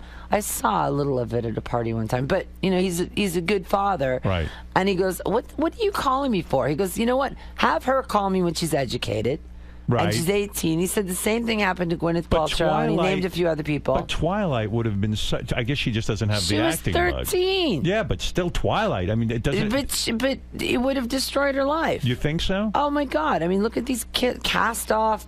What's her life now, though? I mean, is she... she's an artist. Right. She's living a happy life. What's an artist? Painter? She's drawing, mostly. Drawing. And it's like sort of graphic novels she's into, kind of a niche thing, but it works for her. It's what she wants to do. Right. And she doesn't want anything to do with being Kurt Cobain's daughter or Courtney Love's daughter, and she's really working on that. And what does she do when she meets other kids her age? And does she hide the fact that she's Kurt Cobain's daughter? She's and really, really picky about who she lets into her life. Yeah, it's got to be difficult, right? And she's But got I to worry. still don't think she needs 4 law firms, 3 assistants, and 2 accountants. Do you tell her that? Yeah, I've told her that. See, Twitter got you in trouble with your daughter, too, recently. You tweeted out that Dave Grohl was trying to have sex with your daughter. Tried to seduce her, yeah. Yeah, and she got upset because there was no truth to it. And then you had to tweet an apology. It's such a, you know what I'm saying? You've got to... It's an affair. It was a roommate, and what I think happened is that she was curious about... She certainly had no ill intent, but she was curious about Dave on her own. She wanted to judge for herself. And so she met him on her own. And then I heard from a really impeccable source who... That Dave was trying to fuck her? No, but that Dave was talking about it. About fucking. I don't want to use that Not word. with Francis. He was apparent allegedly, right, from my impeccable source, who I'm not going to give away, but he's impeccable. Right.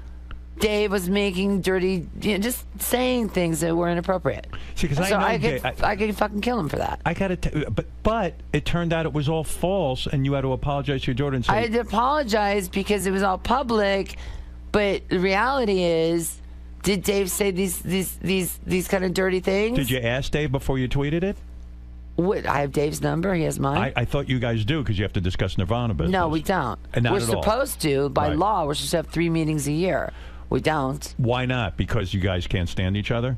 Well, I once tried to have lunch with him, and he went on here. Right. He came in here and he laughed at it, and I think he considers it too painful. That's what, I was talking to Pat Smear about this, and Pat was my friend first. Right. And Pat was in Nirvana, and then Pat is in the Foo Fighters. Right. And Pat said, Courtney, it could all be the lawyers. It could all be the lawyers. Because it's not about Yoko stuff, it's about money stuff. Well, to be clear, though, Dave's point was, your daughter even said, Dave said nothing inappropriate, he never hit on me. And Dave even said, look, it's too ridiculous to even comment on. I would never hit on Francis. There was nothing lewd or lurid about the meeting. And so, to me, I think you should have called up Francis and said, gee, did anything go on between you and Dave? Was anything inappropriate? We weren't talking then, so that would have been, that was kind of stupid. I admit that was kind of stupid. Right. But if I do find out that it's true, I'm going to smack him. But you wouldn't want your daughter with Dave? No, she's not going off with Dave. She's got a fiance that she loves. Aren't you impressed that Dave was able to make a music career outside of Nirvana and have this big band, Foo Fighters? Or you? Yeah, I didn't know how big they were. I was in Guitar Center. I was buying a Telecaster for my guitar player. I looked up. I thought I was watching the Super Bowl. Man, it was fucking Foo Fighters. They're huge. Huge. How do you not know that? I didn't know. They're huge. I mean, they're one of the few rock bands out there that are making a living. Yeah. I think he was always an ambitious boy. But you were critical. You didn't like when Nirvana supposedly had their reunion with Paul McCartney. That really bummed you out. So I was given the incorrect information. Chris and Dave can sing a song with Paul McCartney all they want. I don't give a shit. Right. But I thought they were doing a Nirvana song with Paul McCartney, which I thought was like kind of cheeseball. Did you? Why? You said if it was John Lennon, it would have been fine. I mean, that's sort of a cliche thing to say, but it just, I don't know, I just didn't see it. It rubbed you the wrong way. Yeah, and I love, like, Wings and, like, you know, Jet and what was the song from the Maybe James I'm Amazed. Bond? And Maybe I'm Amazed. Yeah, and Live and Let Die used to be my favorite song. Paul McCartney's one of the greatest. Oh, Helter Skelter, he wrote that song. There wouldn't be a Sonic Youth without him. I mean, I love Paul McCartney, but I just thought it was like a cheese thing if they were going to do, like, Teen Spirit or something. I thought that was just But cheese. isn't that a tribute to Kurt and his music? And Well, they didn't do it, Howard. No. So what you know. did they do? I don't even remember. Are you getting Republican or something? No, what song did they do together? I don't remember. No one remembers, I don't think. Do you remember? No. Did you watch it? No. I wasn't even invited. You weren't even curious? No, should I burp into the thing again? Are you in the Rock and Roll Hall of Fame? No, you don't get in there until you've been in the business 25 years. So how, I mean, it seems to me, when was the first whole album? I'm eligible for it in 3 years. In 3 years? Yeah, and then Nirvana's eligible in it for 3 years, in 3 years. And I don't know. Do you think you'll go into the Rock and Roll Hall of Fame? Do you think they'll... Eventually, yeah. I think you should. Yeah, I think you should be in there. But at the same time, I was talking with Billy Joe Armstrong about 2 years ago. He was inducting the Stooges, and I hadn't been invited. You think you should have been there for the induction of the Stooges? Yeah, I don't know what the problem is. It's like, yo, excuse me. I mean, because some of the people were going were like plutocrats and... In other like words, my friend that owns hotels and like, you know, like people like that would you who have don't know really about rock and roll. Would you like to have performed some Stooges music with your band? No, I would just like to be there for the Stooges induction. I mean, the Stooges are a huge thing for me. So why do you think they didn't invite you? I don't know. Maybe I'm on Jan's shit list or something. Are you on Jan's shit list? I don't know. He sent me this thing to sign about 3 weeks ago. It's like an old Rolling Stone cover, and I'm doing a Rolling Stone piece. So I don't think I run into him. It's the galas. You know, you and I both do fancy stuff on the side. But maybe they didn't think of you. You and me. I never run into it, this shit. So, you know, what New shit York. do I do? You do like New York Gala for children. I see you. You do a little society stuff. I do? A little bit. All right. Well, I'll run into you with these things, I guess. I if I ever guess do so. Them. I mean, I do a little of it too. Yeah, of course. Well, it's you know, fun it's for good you. to contribute. It's good to auction. It's good to give back. Yada yada. All right. So let me understand what's going on with the business of this Nirvana thing. The only reason I'm getting back to it is you were critical because see, I don't get the whole business. I just got ripped off for so much money, and the Muppets thing brought me to my knees. I had no say in that. Okay, so the Muppets recorded a Nirvana song. And made Kurt into a Muppet. So how do you not have a say in that? You have 50% of the rights. They took the management away from me and Francis. Who took the management away from you? A bunch of lawyers, man. How can they do that if you own it? Was like, slick. What is it? Is it communism? It took them a few years. It was slowly by degrees. So who made the decision to put the Muppets with Nirvana? I have no idea. A guy named David. Who works for a guy named John, Esquire. And they were somehow able to say, even though that's like saying they went into your bank account and took the money. Yeah. It brought me to my knees. I didn't know what to do. Are you sure you didn't sell the rights? No. Like 2 weeks before Battleship, that movie Battleship had offered about $5 million for Teen Spirit, and the Muppets I think made $150,000. That's not fiduciary duty. So I still don't get it. And to see Kurt as a Muppet, I just started sobbing. I wish you could explain. When you saw it, you started sobbing when you heard the Muppets. I fell on my knees and I went, I give up. I'm jumping off the bridge. That's when you usually call me. But I know. And say, call the governor, please. Yeah. And I still, Howard, to this day, you know, me and Franny were talking about this. Like, I said, listen, I don't have that lawyer yet. You know, when I went to this party in Southampton last summer. It was Russell Simmons' party. And I was like, I need to find a litigator. My next boyfriend's got to be a litigator. Why not just hire one? Why does he have to be your boyfriend? Because the litigators that I want to hire tend to be about $250 cash to hire. Very expensive. Yeah. And then they're about $1,200 an hour. And also, I think you could walk into Skadden Arps or wherever with $2 million in a suitcase, and unless you're referred in there by the right people, they're going to screw you anyway. Is that a new tattoo on your arm? This Let It Bleed, it says. Is that old or new? That one I got right with the whole Francis trauma. Why? Well, Let It Bleed is the Rolling Stones song you're referring to. It's a bad Rolling Stones song, but it's a good title. You think Let It Bleed? Why would you tattoo Let It Bleed on your arm? What are you saying? I don't know. It was like in the middle of the night, the East Village. I got a tattoo the way you're supposed to. At least I didn't get it like a poser. When you get a tattoo... because I'm, you know, wait, I want to understand like this. Plan it out and like, you know, go over your drawings with like your think about it 5 trendy. months. Exactly. Right? Like, You don't like that? No, If it somebody should be goes in in the there- East Village. Should be by a sailor who doesn't know what the fuck he's doing, and then you can get it cleaned up by one of those trendy guys later. So you're telling me you walked into just a random tattoo place? That's the cool way to. That's the rock and roll way to do it. That's the proper way to do it. And you said to him, Let It Bleed on my That's arm. exactly what I because fucking you did. felt you had been wronged by the world and you were bleeding, and that Yes. was it. That was it. But I was also back then taking Adderall, which is it's amphetamine salts. What So are you last taking time- now? Are you drug free? Ambien. I take Ambien to sleep. Every night? No. Why do you need to take Ambien? Don't you ever take Ambien on the plane? No. Not very rarely. I've done it. I have a bottle that's lasted me 7 years.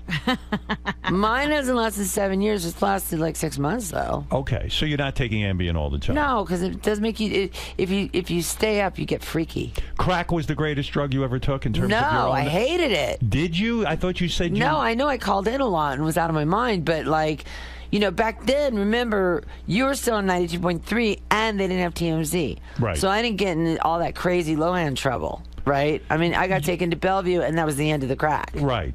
You went to Bellevue. They cured you of your crack problem. Well, going to Bellevue is a pretty easy way to get someone off crack. In okay? other words, Like, because you see such horrible things that you realize... I saw hermaphrodites, you know, black, white, with fecal matter, talking to Satan, manacled to the wall. It So was, I didn't need to see that shit. That was your rock bottom. That was gross, man, yeah. What about heroin? How'd you get off that?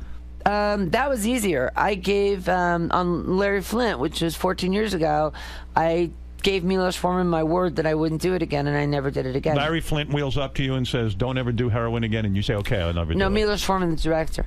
Oh, because you were going to be in a movie. Yeah. And you said the movie's more important to me than the heroin. Yeah. And did you go through a cold turkey experience? Yeah, and I lost 30 pounds, and I stopped Valium and heroin in the same 30 days. Why do you think you became a drug addict? I don't really know. Bad because, childhood? No. I'm your too, dad I'm gives too you a- Jewish to Are really... you Jewish? You know I'm Jewish. I didn't know that. For God's sake. Courtney Love is Jewish? Yeah, like the name Love. Lovowitz? What? It's a fake name, What is your real Howard. name? It was Harrison when I was born, but my grandmother on my mother's side is Jewish, and it's Cuban, so she's a Jewish Cuban. I see. And it's a weird long name that was changed to De La Sola. Were they bad parents? My parents, I didn't really know them. How do you not know them? Because I was in boarding school at 9. They had the money to send you to boarding school. Oh, my mother was really rich. Is your mother still alive? Yeah, and writes books about me and shit. Oh, so you're not talking to her? No, I don't talk to her or the other Well, then of crazy course one. that's why you do fucking drugs. No, I didn't like. No, You Howard, don't know your mother, I and did she heroin. writes The first books time I did about heroin, you. I didn't like it. You did heroin at a party. Were you at Charlie Sheen's house the first time you did heroin? No, Where that's were a you? myth. When I was 22, before I was a rock star, I had a problem that me and my friends started an AA meeting. Right. And we started our own, and we kicked it, and that was the end of that. And then I How made hard is it to kick? The physical aspect. No, of it? it's not bad. It's, Really? I mean, why it's do we bad. see movies where guys are shaking? And, I know, it's so lame. You know what's way harder to kick? Xanax and Valium. And those are so-called legal prescription drugs. Yeah, and booze. Wow. Robin, you know this booze. You don't drink at all now? No, I never did drink. No kidding, not at all. Never. I would think I you found would. a picture of me with a whiskey bottle, and I'm like, what? I look like Tommy Lee. But I swear to God, I was never a drinker. Just not. If I do drink once in a while, I have a tequila shot. Do you love rock and roll? I live for it. So, are you disappointed with what's going on with rock? Rock is dead in a sense, isn't kinda it? dead, isn't it's it? dead. It's died. Dead. I'm touring. I'm starting touring on June 20th. I tour. Now, is that a good idea for you to be touring? Yeah. Do you think your health could be compromised? I'm talking about your mental health and also no, drugs. It makes me feel better When you tour. Yeah, I can't stand the whole socialite. The series of pictures that I look at to this day, and not in a pervy way, but in almost like I'm amazed. You were on stage. You had no panties on. No, I did wear panties. They were just very, I guess, skimpy. You always have accused me of not wearing panties. You've shown me this before. You can't see my pussy because I am wearing panties. Here you are on stage. Let me see this. Wait, let me see if I can see. Oh, my God, Stern. I got glasses on, see too. your pussy, as you call it. That is not my pussy. That is a strip of fabric. All right. When you were in the audience, though, the audience completely molested you. You stage dove into the audience. Your titties are out, and they're nice, by the way. Look, but that was, it was like an athletic challenge. Yes. We know about all that. A and B. Right. What was that like, that experience? You went into what was it like for Eddie Vedder? What was it like for Kurt? No, for me, they were you. fingering me. Yeah. And I was sort of like trying to prove a point. Yeah. And it was right after Kurt died, too, when I did it the most. Right. And I was in just so much, like, weird psychic pain. And instead of, them getting me a psychiatrist or getting me a bereavement group, they just pulled a fucking tour bus and put in front of my house. Get in. And does that cure you? No, but the shows were apparently legendary. I can't remember most of them because I was wasted. Who is it that did? Who is it that did? Lana Del Rey. Did she do a version of Heart Shaped Box? Yes, she did. Isn't that cute? And didn't you tweet her and say, that's about my pussy? It's about my vagina. Yeah. It is about you. That song is about your vagina. It actually is. Yeah. Kurt Cobain wrote Heart Shaped Box about your vagina. Yeah. And what is Kurt saying about your vagina in that song? I don't know. Let's figure it out. What are the lyrics? She eyes me like a Pisces. When I am weak, I've been stuck inside her heart-shaped box for weeks. That's not a compliment. He was stuck inside your heart-shaped box. It's not a complimentary song. No. I wish I could eat her cancer when it turns black. Thrown down your umbilical noose so I can climb right back. Hey, wait, I've got a new complaint, Forever in Debt to Your Priceless Advice, which isn't about me. It's about this chick that managed Soundgarden. So was Kurt angry about your pussy? No, but you know how Dylan wrote, like, Rolling, all right, Miss Lonely, we better get used to it. I write love-hate songs. Kurt wrote love-hate songs. Right. So, I mean, my best love songs are like, I fucking hate you. Toward the end, were you and Kurt making love at all, or were you just kind of not? The last few weeks, no. No. Why? Were you fighting over his No, heroin he use? was weak. He was too depressed. He was weak. Yeah. Does that bother you that you guys weren't on good terms when he died? No, we were on good terms. He was just really weak. He couldn't fuck at that point, or think about anything other than his own condition. He couldn't think about anything but drugs. Sad. It's so really sad. Yeah, it's really sad. I wonder if, like, now if we'd be divorced and, like, we'd be amicable and he'd maybe live on the Upper West Side. I know, I wonder marry about a model, have twins, and how my alimony would have gone. Right. And, I mean, I don't know that marriage would have actually lasted 22 years. Maybe. You'd probably be in a Twitter war with him today. Yeah, we'd be tweeting back and forth. No, see, the good news with Frances is she inherited from her father the enigmatic gene. Although she did get into one with one of the Kardashian kids, she got into a little Twitter fight. Right, so she understands where you're coming from now. Yeah, well, the apple and the tree, but she also has her dad's tree. You've said that if Kurt came back to life right now, you'd kill him for leaving you alone. I said that once, yeah, but I get that. Both me and Frances are really angry at him. Of course. I mean, it wasn't the right thing to do. Right. He felt like he was so young, Howard. He was 27. I know. But you think you're 90 when you're 27, but you're not. So sad if he could have been saved because he maybe would be enjoying his life right now. Yeah. I mean, look, all he had to live through was like Eminem, which he would have thought he would probably liked. Do you think it would have disturbed him to live through Eminem? It would have disturbed him to live through Limp Bizkit. I can say that with authority. You think so? Yeah. Why? Limp Bizkit was kind of the end. I don't know. Limp Bizkit was just sort of the end of it, man. Come on, Howard. Remember that moment? Limp Bizkit. It was just sort of like, okay, it's over. That was the moment in rock when Rock died with Limp Bizkit. I feel that. Now, that's a quote. And you'll like this because you love Playboy models, but and I don't mind them either. Who doesn't? Well, I don't mind them either. I like Vivid girls and Playboy models as much as you do. You still watch porn? Sometimes. Yep. Girls? Yeah, but I mean, not all the time. If I'm in a hotel, I go to the porn station sometimes and watch a little, how porn's progressing. What do you think of the state of porn? Well, there's a whole like sort of artsy movement, like Williamsburg hipster porn now. Really? Yeah, there's like hipster porn, like What you is know that that? show Girls. Yeah. There's like girls that look like that are kind of not afraid to show their jiggle parts, and they're wearing like horn-rimmed glasses and have kind of greasy hair. Yeah, it's not glamorous. Like from an Urban Outfitters catalog. Do you watch the show Girls? I've watched it a few times. Yeah, my friend Jemima's on it. Yeah, I thought you would like that. Yeah, it's hard to please you. You never know what's cool with you or not. You're sort of the You please me. Do I? Yeah, I have 3 things to do here today. What is I know what lithium is. Right. I'm doing that, but I'm playing all chicks, and I'm not playing myself, and I'm not playing Nirvana. Whoa. What did you just say? What did you just say? I'm not playing Nirvana, and I'm not playing myself. What about lithium? Are you on lithium? Yeah, I picked 10 songs on lithium today, but the show You're on lithium? Yeah, after this, but the show I'm on after this is called Opie and Anthony. Right. What is that? That's a radio show here. It's Are two they guys. Shack Jacks? Absolutely, they Are they going for your crown? Are they shock jacks? Well, they tried and they missed. What kind of shock jacks are they going to ask me about Vivid Girls? I mean, you can.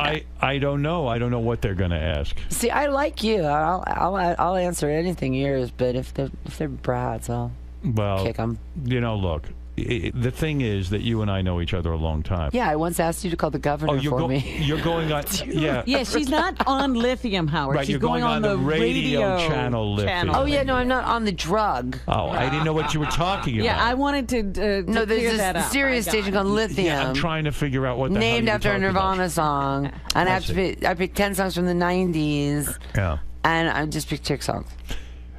When is the last time you were with a man? Has it been a long time? About a week and a half. Oh, so you're seeing somebody? Whatever. Some random guy, or is it like just a guy? random guy, sailor I picked up at the stop dock. that. No, really. Where did you meet this guy? You were with? No, baby. No, I What never. is not, baby? Because I don't kiss him. I'm not asking who it is. I'm saying. But even I can't. Had you been with him before, or was it a first time? No, it was. I'd been around there A couple of times. Yeah. So you're falling in love? No. It's so. How do I do this? I know. I'll pretend I'm Jacqueline Onassis. No, but what's going on with you? You don't want to be in love, so you just need to every once in a while fuck a guy? No, I just don't like to talk about it. Are you lonely? No. I have my bands. Who is in your band now? You're not calling it Hole anymore. No, I'm calling Courtney Love because I just gave up on people criticizing. Unless Melissa comes back. What do you mean you gave up people criticizing? Well, it was just like, they wanted not the original lineup, but the Celebrity Skin lineup. And Melissa, I would take back. Even Patty, I would think I would take it back. But Eric, I'll never take back. Why not? He stole 74 guitars from me and Francis. Let's say that's alleged. No, it's not alleged. It's a factual thing. I have the cartage. It's actually with a lawyer right now. Well, maybe he feels that he didn't take them, but they were his. Maybe he feels that way. No, 18 of them are left-handed and were Kurt's and have serial numbers that match Kurt's. And he took a bunch of crates and then he's put them in storage and he won't give them back. And then he wants to do a reunion tour. And I have a friend who's in a bad company. He was in bad company. Did you ask him for the guitars back? Yeah. And he said that they're his, right? I went and he stole them from my Laurel Canyon storage under my name. Well, let's just say again, because I know you get into trouble for this. Alleged. Well, it's not alleged. I mean, he might have a side of it that says, hey, this is something he was entitled to. I'm just putting that out there. You understand? No. The cartage sign says, Courtney Love Storage, this date, November 2003. And I only found out about this in 2011. Courtney, is it difficult to be in a band with you? I mean, you are a very strong person. No, I'm really fun to be in a band with. But you're also very dominant, and I don't think you sometimes can entertain somebody else's opinion. Would that be accurate with you? No, my band's allowed to smart off to me as much as they want, as long as they know what they're talking about. Okay, so you're going to go out on tour.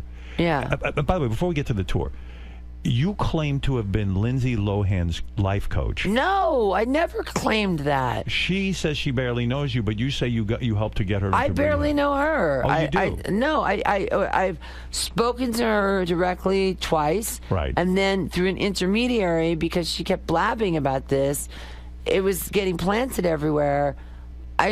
all I said was she should dye her hair back to red to the intermediary, and all of a sudden I'm her sober coach. It's like, so that's not true. No, And but why are you I do sometimes talk to the intermediary about stuff because I mean she's clearly in need of help. But why do you care about Lindsay Lohan so much? Because she's famous, or No, because people pick on her, and I don't like seeing people bullying. you get people. upset about that? Yeah, I don't like it. You want to help her. You want to reach out to her. Yeah, but I don't know where it's going to go. Were you but- trying to help this girl Amanda Bynes, who was a child Oh, the star? one I stuck up for yesterday. Well, you tweeted again with Twitter. You said, "Hey Amanda, you better get your shit together, dude." I just wrote, pull it together, dude. Yeah. Dude. Yeah. Calling her a dude is an insult, right?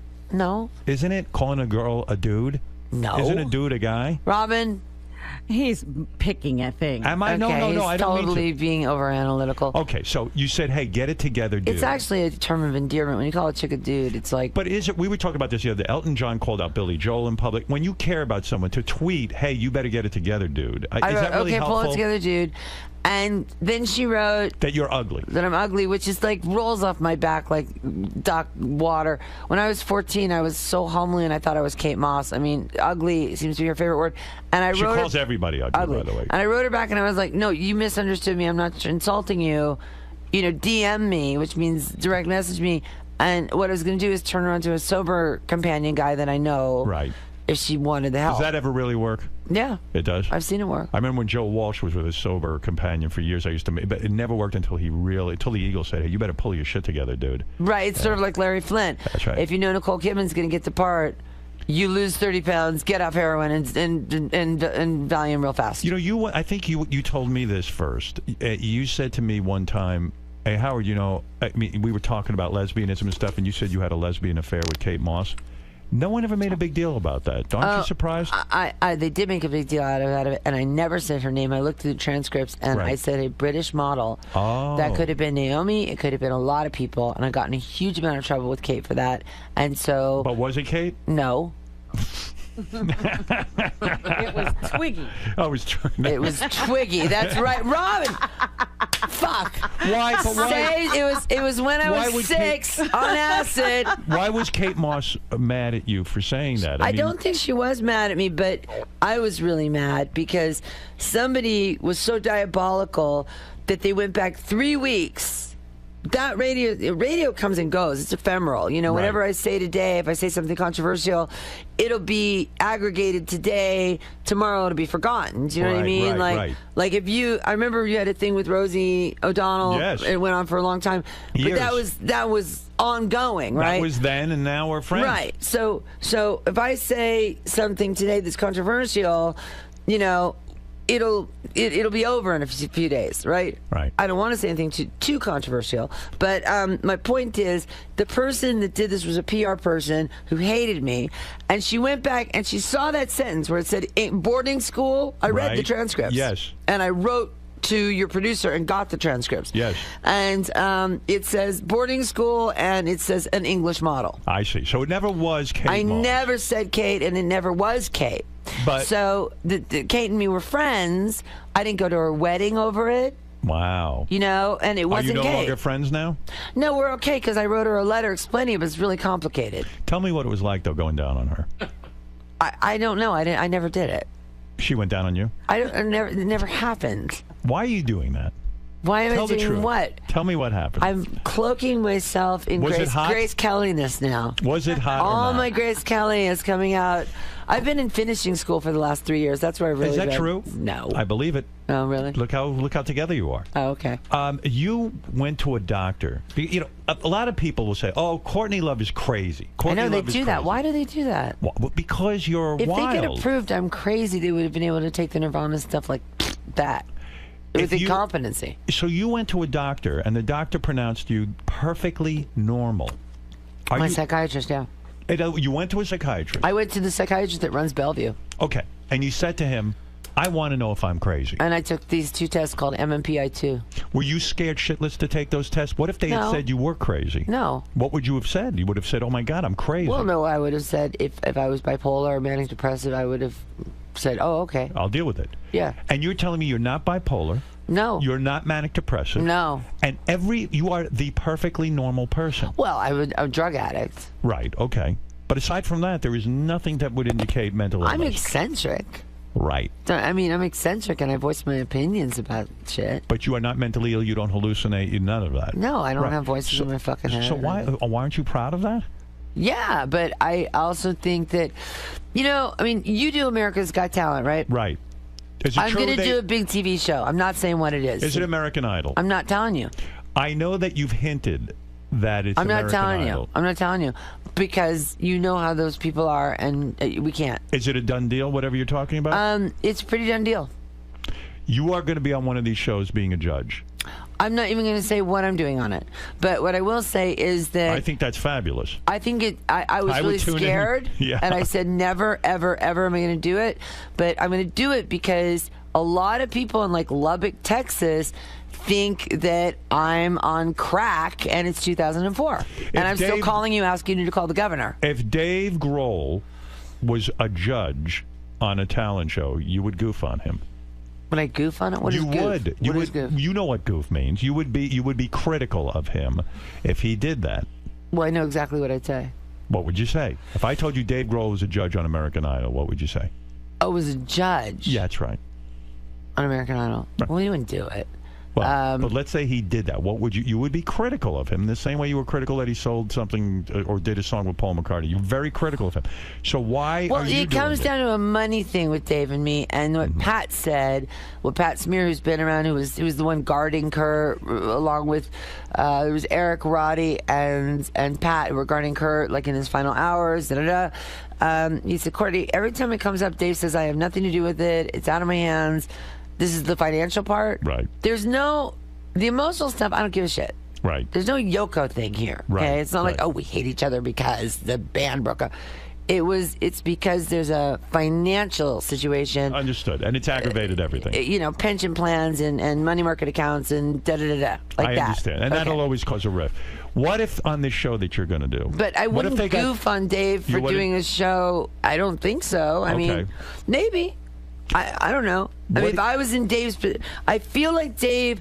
When I asked him to go to lunch, I feel like he can afford to be a bitch, and he just keeps it going. What do you think he's worth? He's got to be worth a fortune. I actually looked it up online.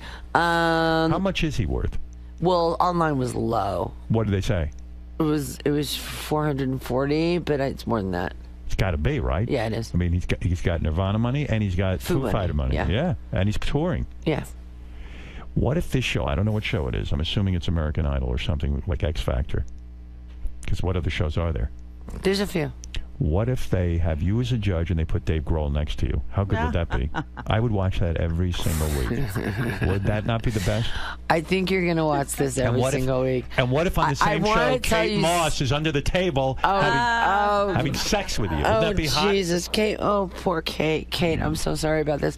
When you came on my show and said you sucked Ted Nugent's dick when you were 12 years old. I was 14. When you were 14. You still stand by that statement?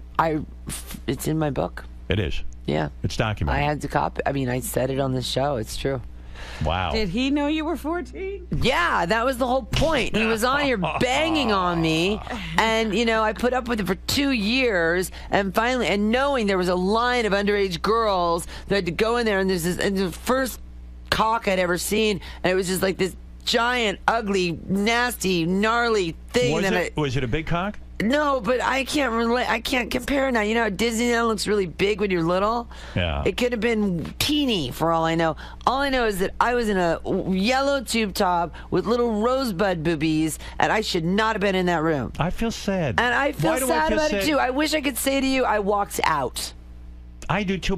Well, you're the 14-year-old. You're not the That's one right. You were a kid. I know, but there was a line of us, and there were guys, and it was like this demand. It was like Howard Stern on demand. It was like Ted Nugent on demand. And it was like, and so he was on here with his guns and his conspiracy theories, and finally I was like, I'm going to tell my Ted Nugent secret on Howard. I see sadness in your life, but such sadness. Your husband commits suicide. Your father gives you LSD when you're 4. But I'm a pretty happy camper. Are you? Yeah. Why do I feel sad when I'm around you? I feel like there must be sadness here. Because you're an empathic man. Yeah, I feel You're an sadness. intelligent, empathic man. Yeah, and I feel the sadness here. Who has apparently great marriage. I do. Yeah, I'm really proud of you for that. You're damn right. Yeah. I'm doing well. Good. So the tour is going to happen. How's your kids, by the way? My kids are good. So you're going on tour, and you will do whole material, but not as whole, but as Courtney Love. Yeah. Well, I love that material. I would go see that show. And where are the cities? You're only doing what, 7 cities? Like 11, and then I'm going to do this show, and then I'm going to come back and play bigger venues. So I'm playing like little things like Stone Pony and House of Blues. And like what the Stones do. They get ready for the tour by playing a bunch of small and I'm playing venues. a lot of new material that I'm going to release. I'm on the same label that Prince is on, and so Prince is releasing a single, and then I'm releasing a single after Prince. So you have new music. Yeah. And that's what this is all about. For me, yeah. And you're doing the smart thing. You're going out and promoting it by playing in front of your fans. Yeah. Right. Because a lot of guys now go out and they just put out an album and they refuse to go on tour and they don't go and support the record. Really? That's right. A lot of them do. They expect to just live on past laurels. You can't do it. Who does that? Well, let's see. McCartney, as much as I love him, he's out on tour. Oh, but he's he so doesn't do rich. his new music. That's right. But I'm saying, who put out an album? Bowie put out a new album. He didn't go out on tour. He didn't. I know, but... But what? Later. What? Later. Later? Yeah. Later. No, I'm just saying it.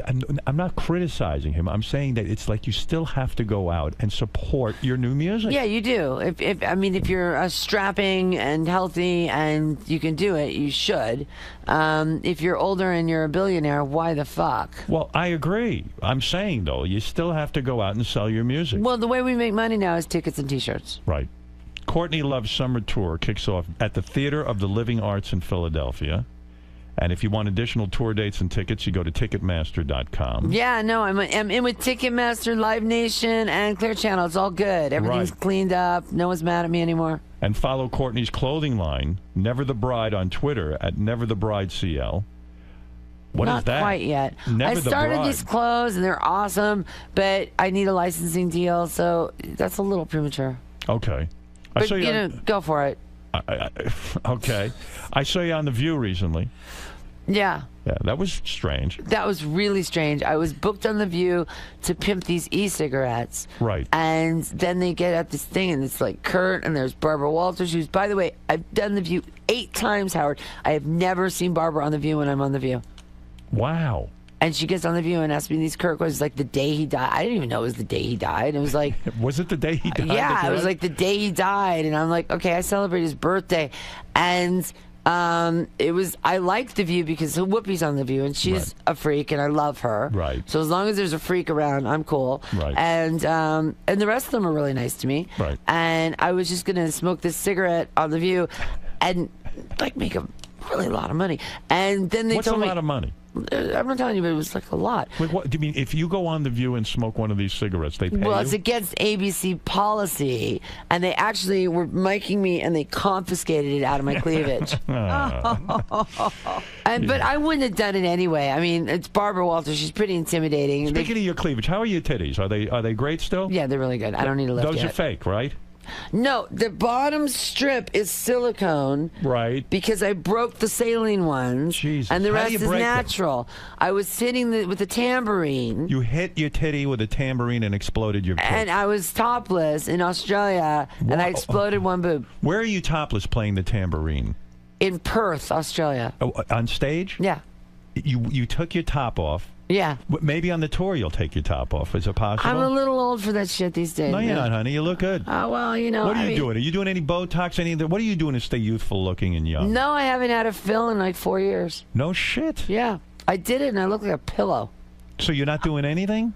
No. I mean, I had Botox 6 years ago, and it prevents the line from coming. Right. But I look, my family, But you they're don't not have a line. attractive, but they get fat. You got facelift or anything like that? Look at you. I got my nose done. Yeah, but that's it because you don't have any. No, well, old I age. had those crazy lips, and I had to get the lips fixed. Yeah, what'd you do to your lips? You blew them up? I blew them up. But Why the guy did had you to do scoop. that? Well, I undid it, didn't I? Yeah. This is like real right here I don't now. get why women make their lips so fucking I was big. living in Beverly Hills, and I was on You a got lot of caught pills, up. and I just got caught up in that shit. Just wanting to look like a trout. That's a hot look. Yeah, koi fish. You look good. You look really good. You look good too, Nah. and you look content. You look very thoughtful. You're like Rodin, the thinker. Really? Yeah, you're overthinking stuff. I don't know. Yeah. Well, maybe I feel like I'm not going to get invited back for a while because we're not having like the wow party in my pants. No, I like the interview. All right, I love you. I'm love just you. being a little more ladylike than usual because I like it. You know, I like it. Trying to be ladylike. We love trying to drag things out of you. Well, I'm practicing my finishing school skills. Honey, you're doing great. You don't have to worry about me. I'm in your corner. I know you are. Courtney Love is here to tell you she's going back out on tour, and she is quite the artist. I love her music. I do a good show. I hope your new music is as good as your old music. I'll be evaluating damn it. good. You shall be. Write a song about me and let me play it on the air. I have to write a song about my agent first. He's No, my super write agent. a song about me so I can play it. How about I write a song with you and Jeff around the same time? No, I said a song about me. All right. That's your next song. All right. I want to see what you come up with. All right, listen. Yes. I wish you a lot of luck with your tour. All right. Everything's good. Okay, Daddy. All right, baby. Skipper. Good seeing you, Skipper, too. All right. All right, dude. Bye, Robin. All right. All right. Bye, guys. We'll be back right after these words. Courtney, it's been a while since you've been on the show. How was it being back there with Howard? It's been 3 years. Great. He's mellowed. Really? Yeah, I'm looking at him on the TV screen. He's I'm mellowed. He's mellowed. I guess we're all getting old. So how did it feel having a more subdued interview with Howard Stern? Good. It's good because what I don't like is every time I go on Howard, I always get in a little bit of trouble, and I'm trying to stay out of trouble. So after today, you think you'll be in trouble for anything, or this was a safe interview? No interview with Howard is safe. Sorry. That's just the deal.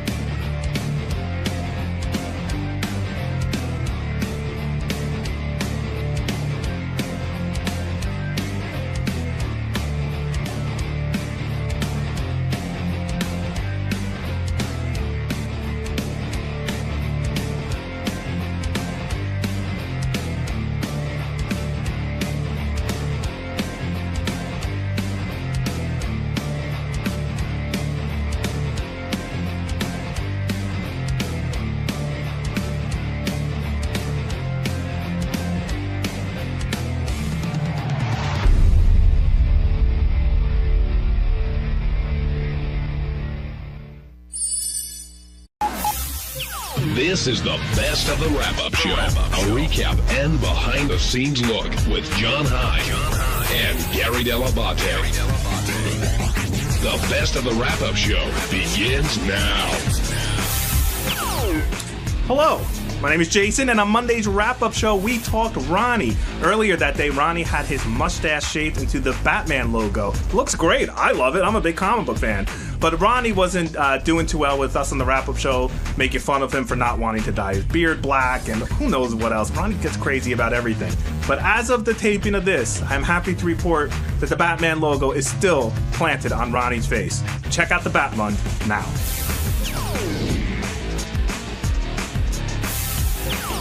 Before the show even started today, where Wendy Williams came in, and of course Seth Rogen dropped by, Mike the Barber was here, ready to carve Ronnie's face and change his mustache, transform his mustache into a Batman logo.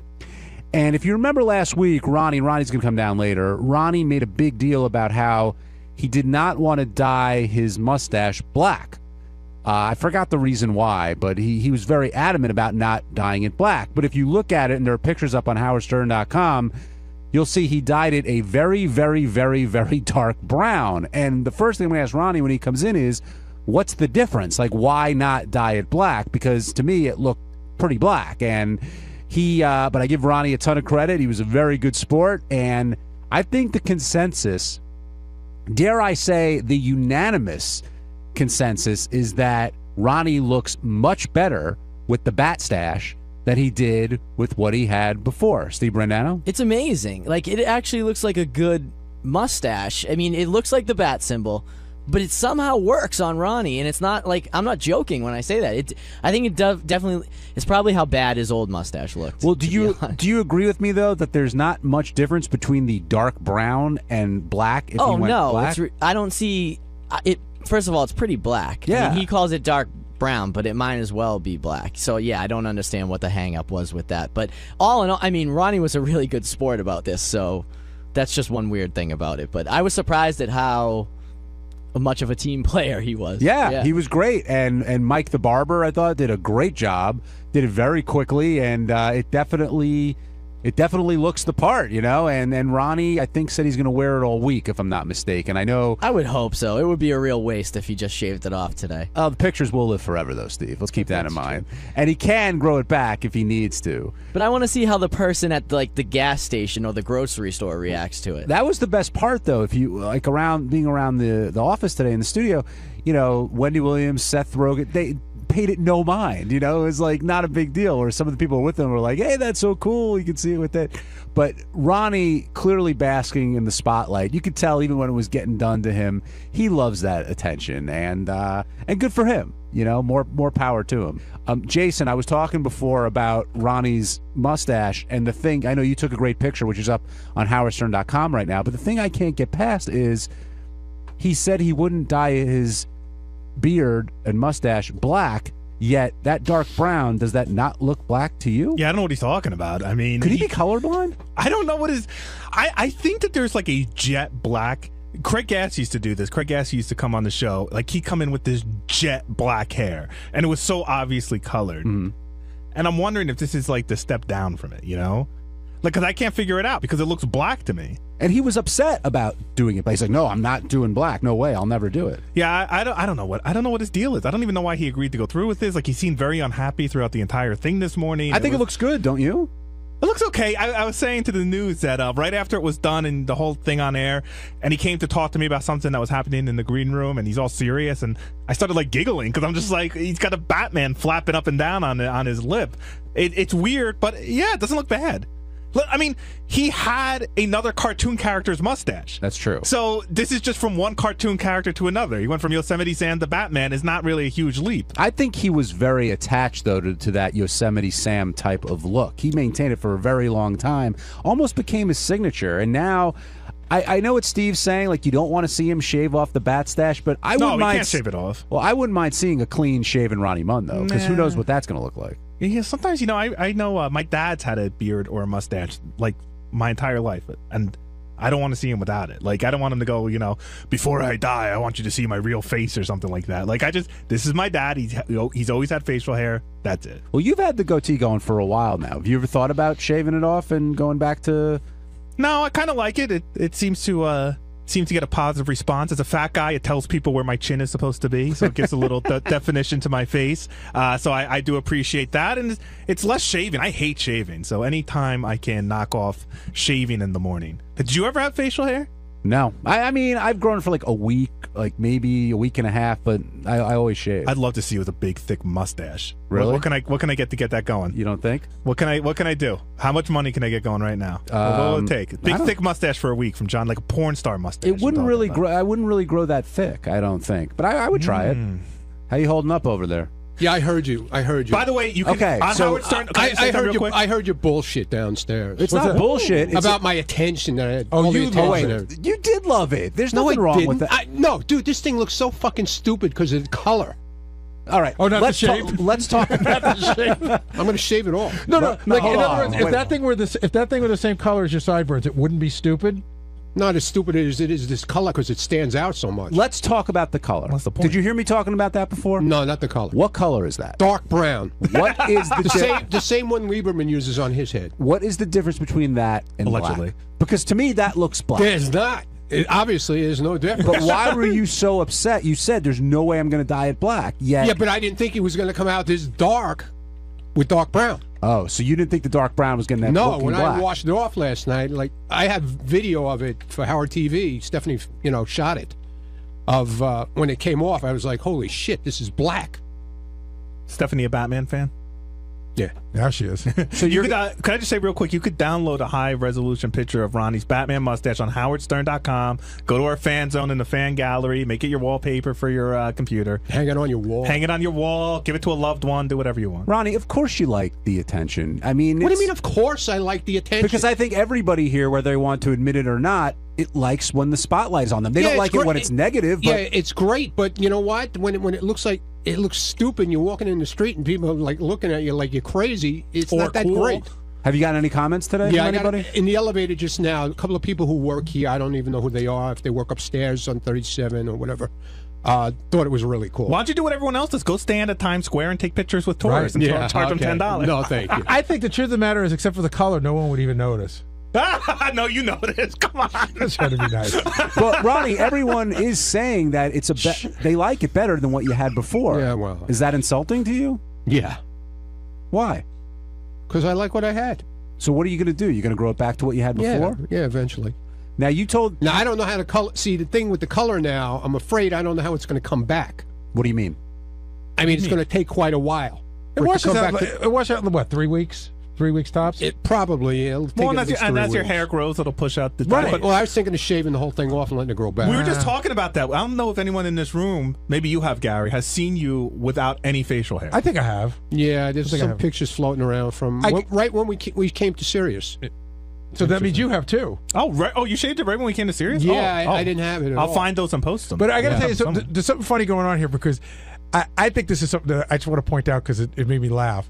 Howard said when we were going to do it the day before we left on vacation, we should wait until we get back so we have Ronnie the whole week. I think Howard didn't want Ronnie standing behind him in Vegas with that thing on his face the whole week. No, he did. He did? That was the whole thing. And then I talked him out of it. I said, listen, I think it's a better idea if we wait till we get back from Vegas because then you'll get more play out of it on the show than at America's Got Talent. But is that really a way that you sort of set that up so that you didn't want to be embarrassed in front of your AGT family? I kind of felt weird about it. Well, have you seen the other security guard there? But no matter what Ronnie does to his hair, yeah, he's going to be this. Patrick. This guy Patrick. I mean, he's a nice guy, but he's got a big pompadour hairstyle and a big giant mustache. Like you can see him from 5 miles away. Are you embarrassed by that? What? What's on your face right now? No, I mean I'm getting used to it. You know, I don't know. I mean, it would have been weird in Vegas, I think. And you did tell Howard and Robin you were going to keep it for the rest of the week. Well, I have no choice, really. Well, I mean, it's not going to grow in a week. Well, or you shave it. Yeah, but you keep saying you're going to shave it off. Well, I'm not going to shave it off before, you know. So, yeah, Superman opens on Friday. Let's keep it the whole time. Ronnie, we give you major credit for the Lone Ranger opens being up a team, too, man. being a team July. player. July. Well, that's why I did it. I know. Because I am a team player. Between that and Lisa, you certainly are. And Lisa, and shaving a phone number in my back, and numerous other things. What was more pleasurable, getting this shave or making out with Lisa? Oh, making out with Lisa is much better. Yeah, you enjoyed that. We saw that. Yeah. On Tuesday's wrap-up show, Scott DePace came in and talked about what a wonderful father he is, a great father. Took a little while to remember the ages of his kids. And he talks about how he had a birthday party, wanted to show the Bad News Bears, but it was a little dirty, so he edited out the bad ones. Here's Scott DePace talking about what a great father he is.